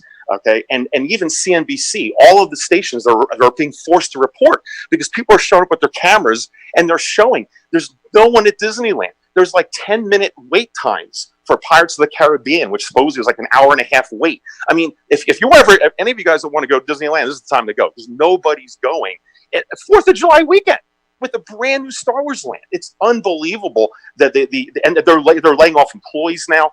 And there's other factors too. They raise their prices at the same time, thinking everyone's going to be clamoring to see this thing, and they're not. So anyway, it's. Oh, and by the way, speaking of Disneyland, did you see the fight that happened yesterday in Disneyland? No. Oh my God! Just put in Disneyland fight. It's gone viral. This fight breaks out. Again, we're living in a land with Starbucks where you don't want to offend anybody, and so you allow anybody to do whatever. You don't want to get in anyone's way. You'll be called a racist or such. So, and who knows? Maybe the security is so low at Disneyland now because they're laying people off. Who knows? But there's a fight. It looks like the Jerry Springer show in of all places, Toontown, right outside of Goofy's house. In Toontown at Disneyland, there's like a 4-minute brawl of these, families. We think that they know each other. You just have to just. No, I'm watching it. We're watching it. It's unbelievable. And this goes on for 4 minutes, and it's like, where's the security? And this is in the children's toddlers section of Toontown, and this is what Disney is turning into. Yeah, come on, go slap you upside the head, boom. It's unbelievable. Do we even know why or care? I mean, not really, but it's something. It's just Disney is getting hit from all sides from a PR perspective, and they're all lined up on the parade route like it was an event.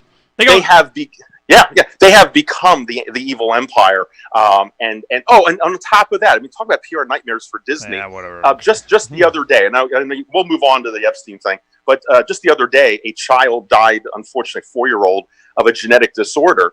And this is an interesting point. His son, at only 4 years old, only had one interest. He loved Spider-Man. And supposedly, when he was suffering and he was on chemo or whatever the medications, he was a real trooper. And I guess they compared him to Spider-Man, and he looked at Spider-Man as a hero and tried to get him through, I guess, the therapies. Well, unfortunately, he passed away. So they were trying to design his gravestone. And the father, it turns out, his friend owns a company that makes headstones. And so he asked the headstone maker if they could design one that was Spider-Man, put Spider-Man on the headstone. Yeah, exactly. But the thing is that it's not being used for money. So in other words, this guy, the guy who's making it, is his friend. So he was not going to charge him at all. He was going to do it for free. So there's no money changing hands with this. There's no, he's not making any money or profiting from it. He just wanted to put the icon up. His friend said he would do it, but technically he should ask permission. So the father, who's already in grief and figured, okay, I don't want any problems. He asked for permission to Disney, and they said, hell no. Well, anyway, this request went viral now, and this, it's one more thing about the just the corporate nature of Disney. So they're knocking down this gravestone issue for this child, and which viral. Then, of course, you've got the fight breaking out. Then it's just this is not about defending Disney. I don't care about them, but it's interesting how this one of the most powerful corporations is being exposed from just a public relations perspective. And remember, they own ABC News, they own The View, they have been supporting anti-Trump messages for this entire time. And it seems that anyway, they're being exposed a bit for the propaganda on their side. All right, enough of that. So okay, wait, I get this. You still watching the fight? You're still watching the fight? No, I don't care. Right. The Disneyland Ghost Town, it wasn't just Galaxy's Edge area, it was all of Disney. Right, it's all of Disney, and that's the kicker. Why would it be all of Disney, especially when you have the opening of, what was considered the most enthusiastic property? I mean, when they bought Star Wars to make a Star Wars land, remember, Star Tours. Star Tours was the ride, the one Star Wars ride that Disney's had since 1992 or whatever it is. 85, I think they did Star Tours with George Lucas. Lucas came in and he designed 2 rides, or helped design. Star Tours, and the other was Captain EO with Michael Jackson. So George Lucas helped produce that with, I think, Francis Ford Coppola, I think, on that one. Anyway, so Captain EO, of course, has been long gone, and Star Tours turned into Galaxy's Edge, which is an entire section. So you would assume that there would be lines, for the next 6 months to a year, not to mention with the movie coming out, and within 3-4 days, it's a ghost town, and the whole park, not to mention Galaxy's Edge, which should have been the draw. So okay, this is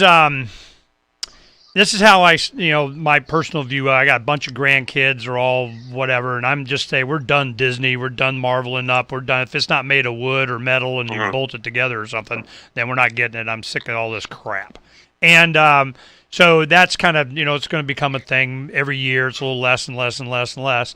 And then they, still got some holdout kids being Wonder Woman, but that's DC, so whatever, But so my thing is I used to look really forward. It was Star Wars. I didn't even know what the hell was what until it had been out months, and I went that summer, what the hell was this? Because I was busy, working that summer in school. And then, so, of course, Empire Strikes Back, the second one, and that was awesome. It held up. The third one, not so much. But, the second one, I'm like, ooh, I'm in, man. Let's do it.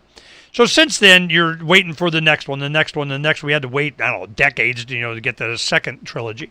So now, this third one coming in. It's the 9th, final, last of the original plan of the 3 trilogies that George Lucas had planned for this series, and I don't care. I can't remember that it was even played yet. I don't know. It played. It didn't play. Okay. I have to completely correct you on something. The first 2, George Lucas created or planned out 3 trilogies. The third trilogy, he has the notes for. But when Disney bought it, they specifically told him they did not want his contributions. They wanted to do it their own way. And that's why, they bought it. This thing sucks. Well, yeah. But the thing is, when you said that George Lucas planned these 3 trilogies, he planned a narrative that was a through line of the Skywalkers specifically, right. And the third trilogy was going to harken back to the other 2. When Disney got it, the people who bought it don't even understand this concept. They just jettisoned everything Lucas did and said, hey, people want more stormtroopers and they want to see, more laser battles and whatever. I mean, and we want to put a feminist icon in there. They had no concept that this was meant to be the capstone. They didn't care. They wanted to take an iconic Americana, whatever, and shift it from whatever it was that pissed them off to whatever they wanted it to be, so we can be, the point is, this is not Lucas's story. Lucas actually has a story, and actually, if you look on the internet, there are hints of what George Lucas's third trilogy would have been, and it sounds very philosophical and quite intriguing. But we'll never see that. Of course, Carrie Fisher died. The other two actors, they killed the off rebellion. The rebellion was not about social justice warrior, and they're doing all this rebel stuff. You're not a rebel Star Wars person unless you're a social justice warrior. This is what that was their intent. The original intent. But Ernie, you could still, if you want to inject it, or at least wait until after the sequel trilogy. Take that last trilogy. George Lucas, when he sold it to them, one of the parts of the deal that Disney wanted, in order to, I think they added an extra $1 billion to the deal, was if he was able to secure a contract with Carrie Fisher, Harrison Ford, Mark Hamill, and John Williams doing the music. So he, before this went public, he went to all of them personally to their homes or whatever, bought them a nice big dinner, and said, look, as a big favor to me, I'm selling to Disney, but they only want it if you guys sign up for a 3-picture deal, at least potentially. And so as a favor to George, all of them signed on the deal. I'm sure Harrison Ford agreed to only one movie because he still wanted to be killed off since Empire Strikes Back. But anyway, so that's what happened. So these actors were tied in they're bundled with the deal with Disney. So that's why when they got them, and then they had these actors, they had them. They could have done so much with them and finished off this trilogy and hearkened and echoed back to the other 6 movies and complete the saga. Then you go off and you do whatever other stories that you want to do. But they couldn't wait. They not just couldn't wait. The people in charge really have no concept of the property that they're running. And I don't want to get back on all the geek culture, but this is all of them. Star Trek, on and on and on. The people running these properties are people who've never really watched or understood the properties. And it's a whole nother load of topics. Anyway, let's get to Epstein because I have to go in a little bit. But this is a significant development. It's funny, how often people on the libertarian side have been talking about the deep web and the dark news, and we've been discussing this for a while. Alex Jones, of course, is an evil conspirator for bringing up some of these things and fake news, apparently, according to Megyn Kelly and the whole Pizzagate deal. And we've explored some of this on the air.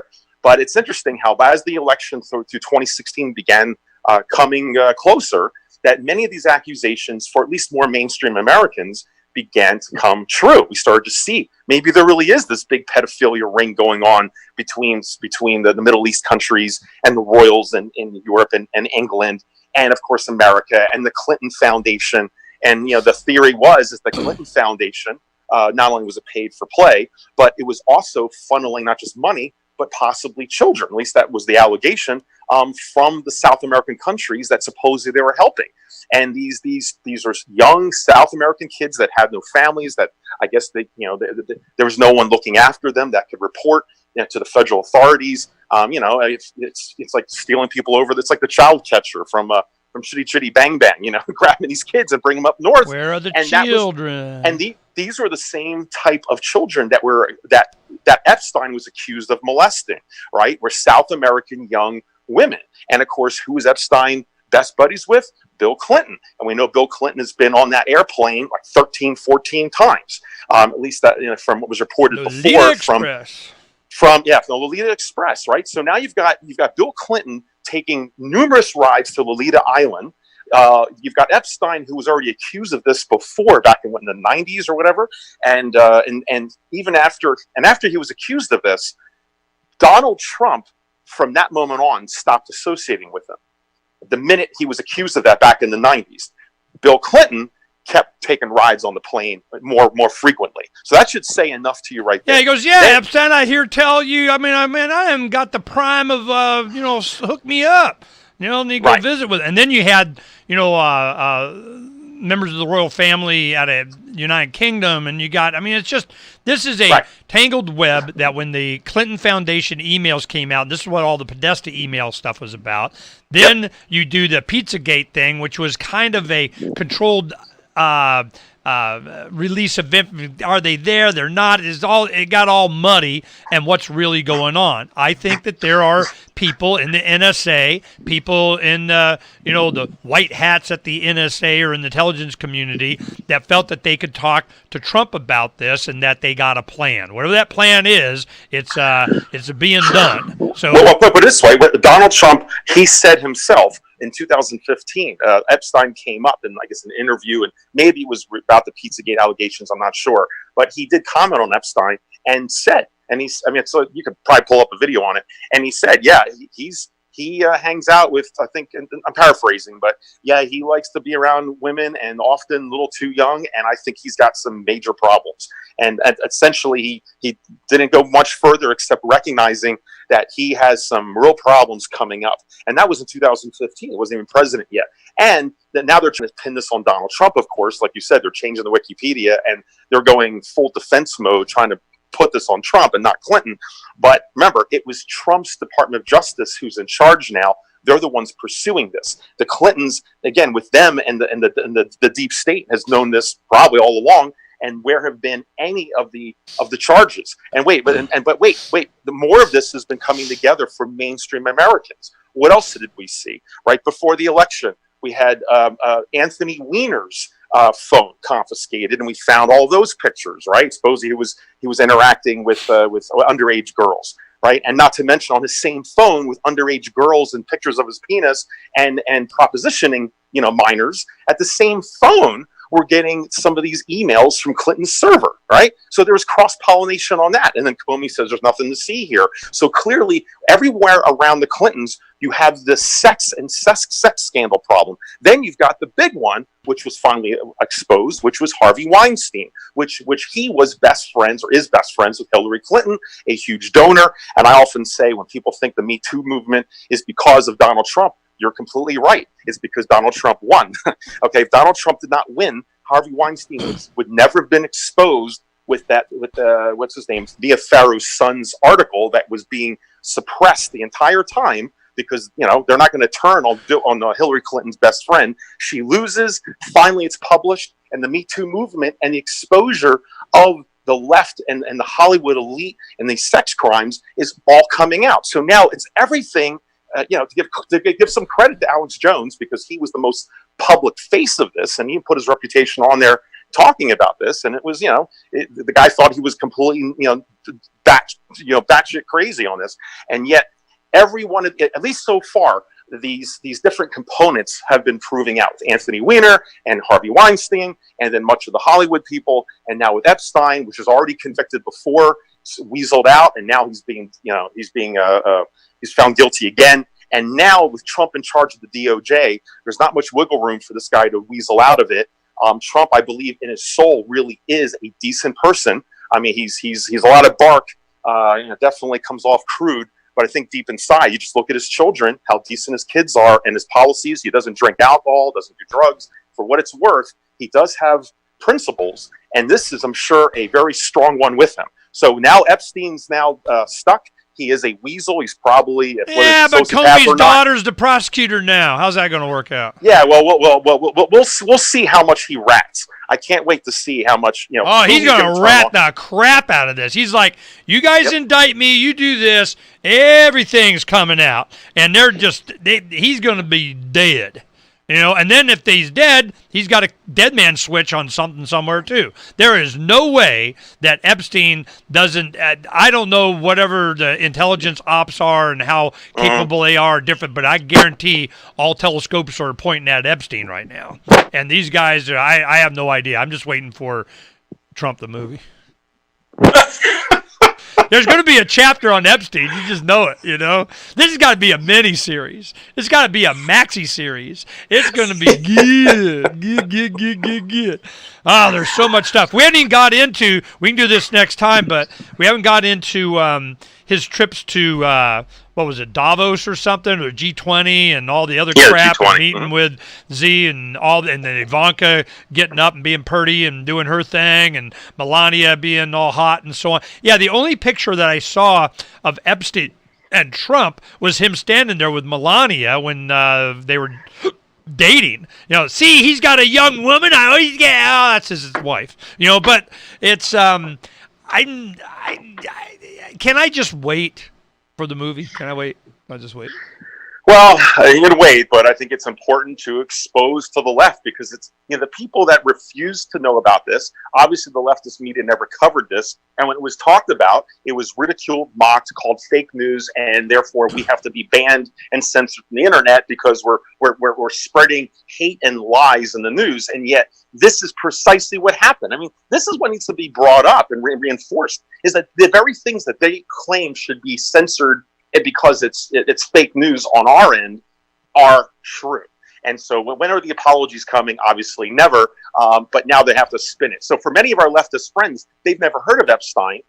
They've been secluded or sequestered from this information, and they put their hands over their ears and eyes and mouth when it comes to speaking with half this country, which, has been pushed aside and marginalized, which created the Trump effect. But now they're finally being exposed to Epstein, and they're going to be exposed the way that the left wants, which is, he's Donald Trump's best friend somehow. I mean, I didn't know about changing the Wikipedia. That's it doesn't surprise me, but it's no, Wikipedia, they're all the same now. It's just amazing. And if you bring this stuff up, well, what happens? Well, then you're banned. We get, it hasn't been a big thing for us because we've been on that list for freaking ever. And it started off as a Southern poverty law list of patriot enabling whatever the hell, because of our association with, anybody that comes on the show that's, Ron Paul or Wright or whatever. And that's why I'm saying, I was talking to Jimmy Song, the Bitcoin developer, and I go, if any Bitcoin maximalist, like Tone Vays, was to crack in any way and say, well, Bitcoin really needs to, boom, you're done, and you're on the list of you're not a maximalist.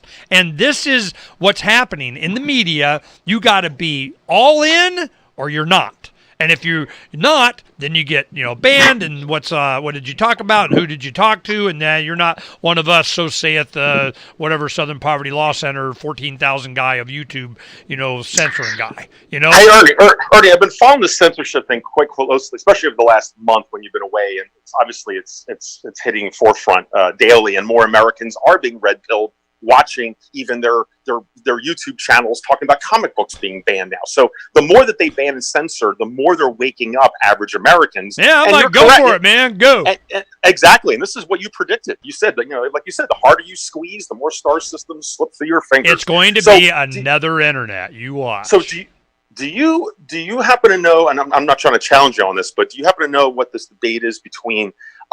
People are saying, well, Google and Facebook, they're private companies. Right, and that's their argument. Yeah. Do you understand that ultimately this is the issue between a private publisher and private platform? Are you aware of that difference? What this argument is? I'm not sure what you're saying, but I understand this argument. This is what I see as playing out. When you get Zuckerberg and Google and Twitter guy, what's his face? Who cares? When these guys get up there and they say, we need to be regulated. What they're doing is what they always do. They got the regulatory capture of whatever industry, and they are squeezing out any competition, because what they always do is they have to have a big giant team of lawyers or people and expenses and gazillions of dollars of compliance. They always have to have a compliance guy. And that's one thing that they had with the Bitcoin licensing that they started in New York. You got to have a compliance team. You got to have compliant.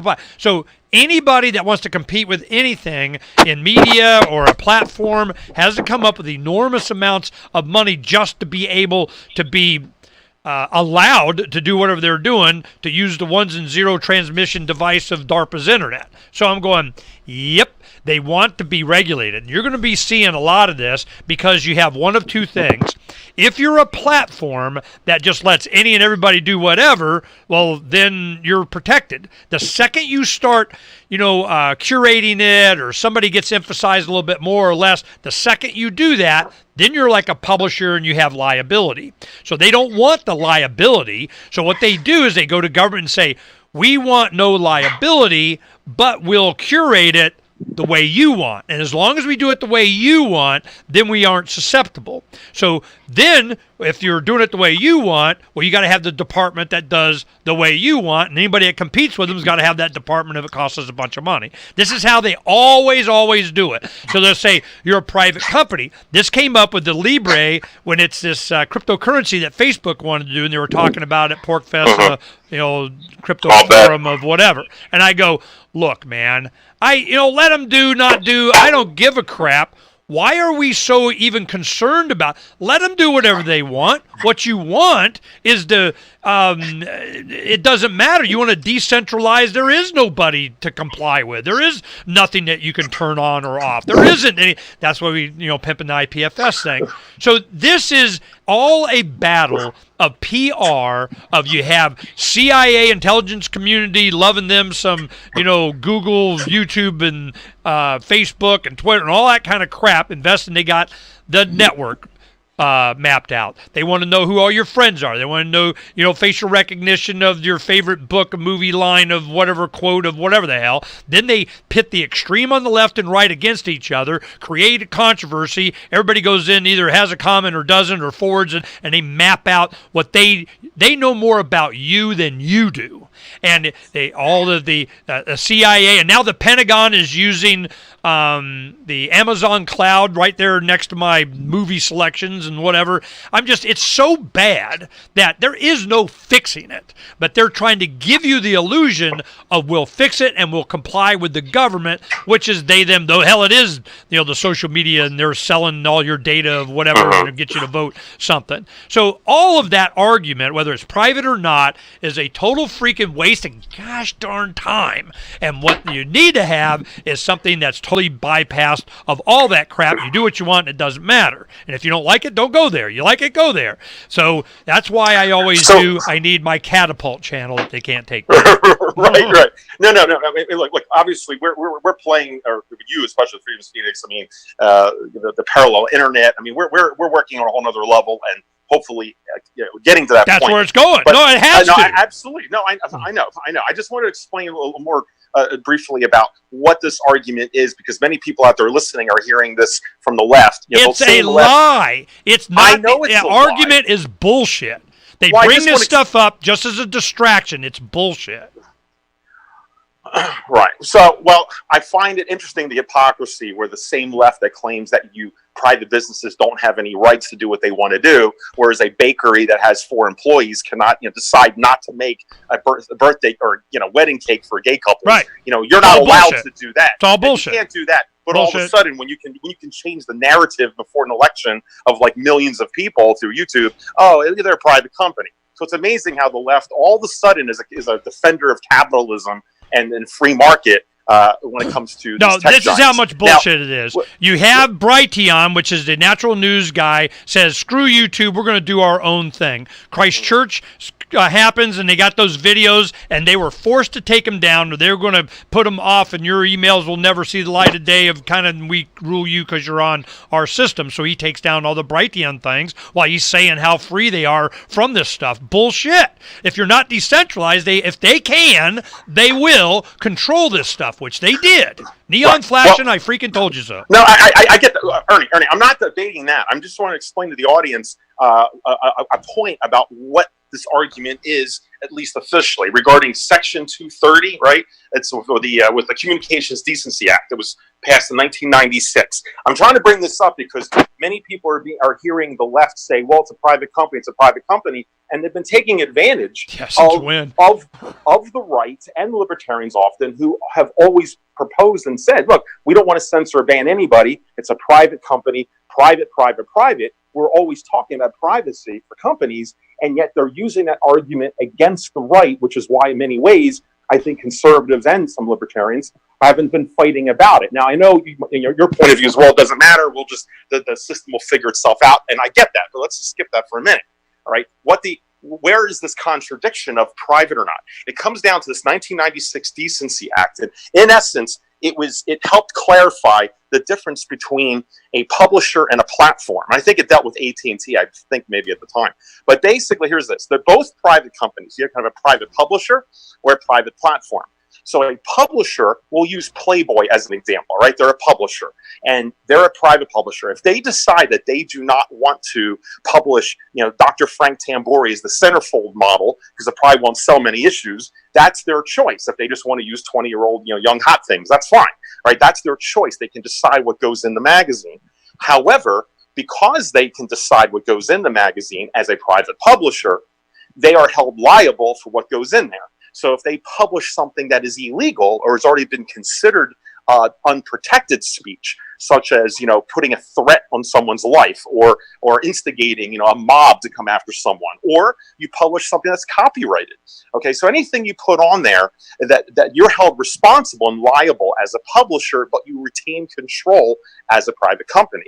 Now, a platform is sort of the flip side. So a platform is where you're not held liable for what is put on your platform, right, even though you're a private company, but the quid pro quo is that you cannot limit who goes on the site or whatever it is. And AT&T is a perfect example, right? So the telephone company, if you and I conspire on the telephone to rob a bank or something, is AT&T, using the phone lines, is AT&T liable because we use their phone? Clearly not. It's because AT&T, the phone company, is considered a platform. And so therefore, around 96, when this went through, it began to now apply to these tech companies, which was a whole new frontier. So what is Facebook? What is YouTube? They want to be therefore, defined as a utility.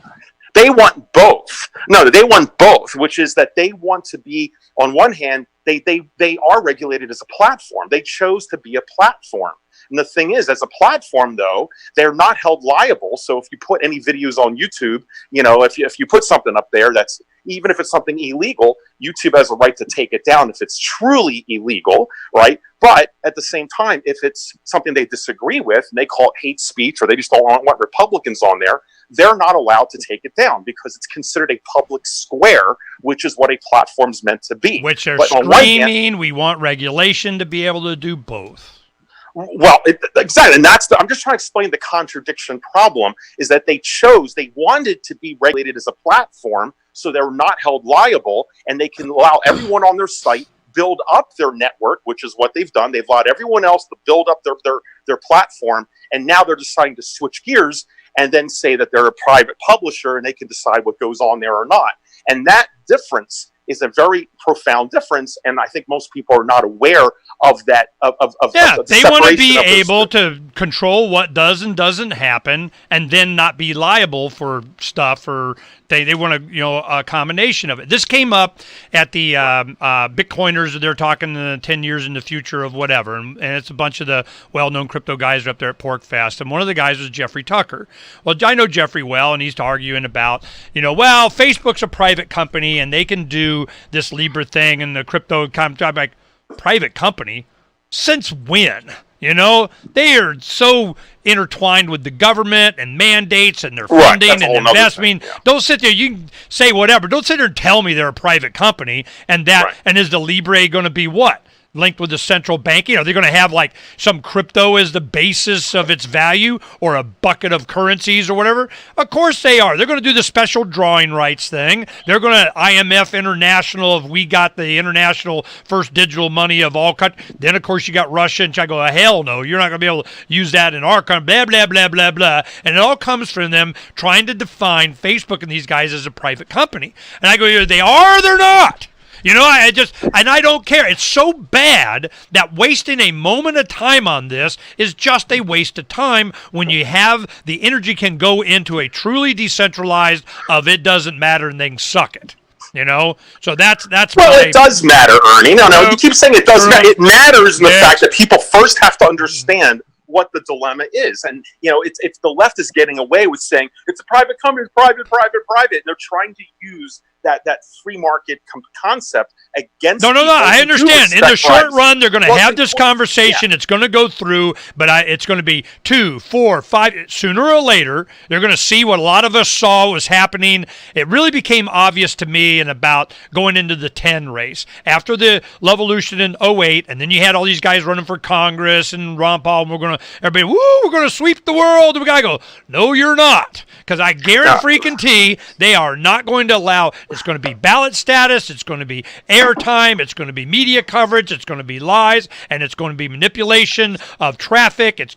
YouTube's and this and of course we saw it. Freedom's Phoenix was, man, we're top of the list of this stuff. So I go, nope, I'm not counting on any of these guys. So our traffic, when all this adpocalypse happened and all of this other stuff, our traffic is about the same or up. Why? Because I didn't depend on them. Screw them. Where I go to Narcapoco and all the big giant, I got 100,000, 600,000, 1 million followers, and then boom, 90% goes away. Except for I just found out that he just went over 1 million subscribers, Gary Franchi, Next News Network, because he went all Trump. Yeah. Yep. Oh, and he has a big house and he drives a Ferrari now. Gary Franchi? Yeah. Yeah, I saw when he got his YouTube plaque. It came in. He actually did a video where him and his son opened it up from the mail, and they got his plaque. And it was amazing because he's opening up in his den, and he's got a whole arcade down there. He's got like 10 old classic video games all lining up in his basement. Well, he's making bank now, and you know why? Well, it's a approved speech, man. The way it's something, I have no idea. Now I got to call him. Once I found that out, I'm going, I got to talk to me some Gary. That's going to be good.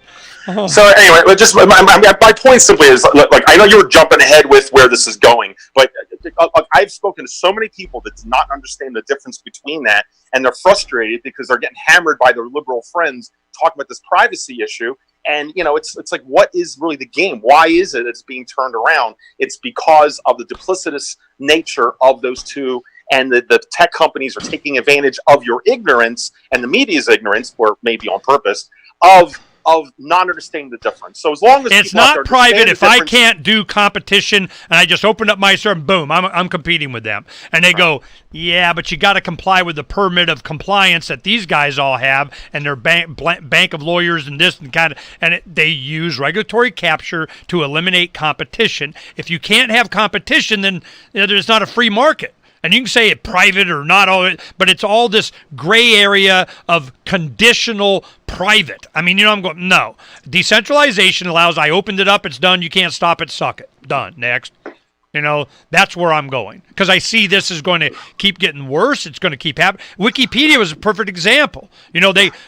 When you curate it, when you make these, it's not just an open platform for the way it used to be, was people would go in and edit and add to. And I remember when you used to be able to do that. When did it stop? In 2009.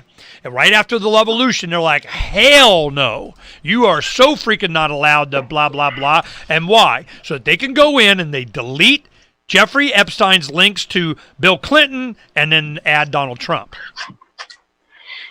It's like that on steroids everywhere, everything. But what's going to happen, either before, hopefully, or after the 2020 election cycle, a lot of this stuff is going to come out. And even if Trump loses in the 2020 election cycle, there is no way in hell he's going to take his brand and run away and not do anything. He's going to open hotels in North freaking Korea. He's going to be all over the world, and he's going to be, woohoo, look how bad they are, we got Trump TV now. It's over for these guys. They're just dragging it out as long as they can. Well, I get it. We're talking past each other a bit with this, and I got to get going. But I just want, so many people are frustrated over this issue of censorship, and that talking with their liberal friends who just consistently don't understand this point between the two. I've hit it enough times, but as long as if you guys are having these debates, just readdress publisher versus platform, because I guarantee, it's one or the other. You got to choose one. Once you understand that difference, it boxes your liberal opponent who keeps saying private, and they don't understand this concept. They don't understand the difference, and it forces the debate open, and therefore proves or demonstrates our frustration or fear of the censorship that they're doing. Yeah, they want publisher abilities with private platform insulation. Exactly. So that's the debate. That's the discussion that you have with people who are claiming that this is not censorship; it's a private company. We have to hit the drumbeat on this point, because that's the weakness in this one. Anyway, I'm not very articulate today. I didn't get much sleep, so I apologize on that. I'm going to get going. I have a long day of patience, and maybe I'll work on my Trump Ferrari. We'll see. Yeah, go heal people. Be somebody. Yeah. All right. Next time I'll be in studio. I'll have some coffee. Yeah, studio. So I can hug on you. All right, man. It's nice to have you back, and there's a lot more to talk about. I can't wait to follow this Epstein story. This is going to be a earth shaker more than the California earthquake. I can see it coming. All right, guys. Talk to you later, brother. See ya. Bye. Bye.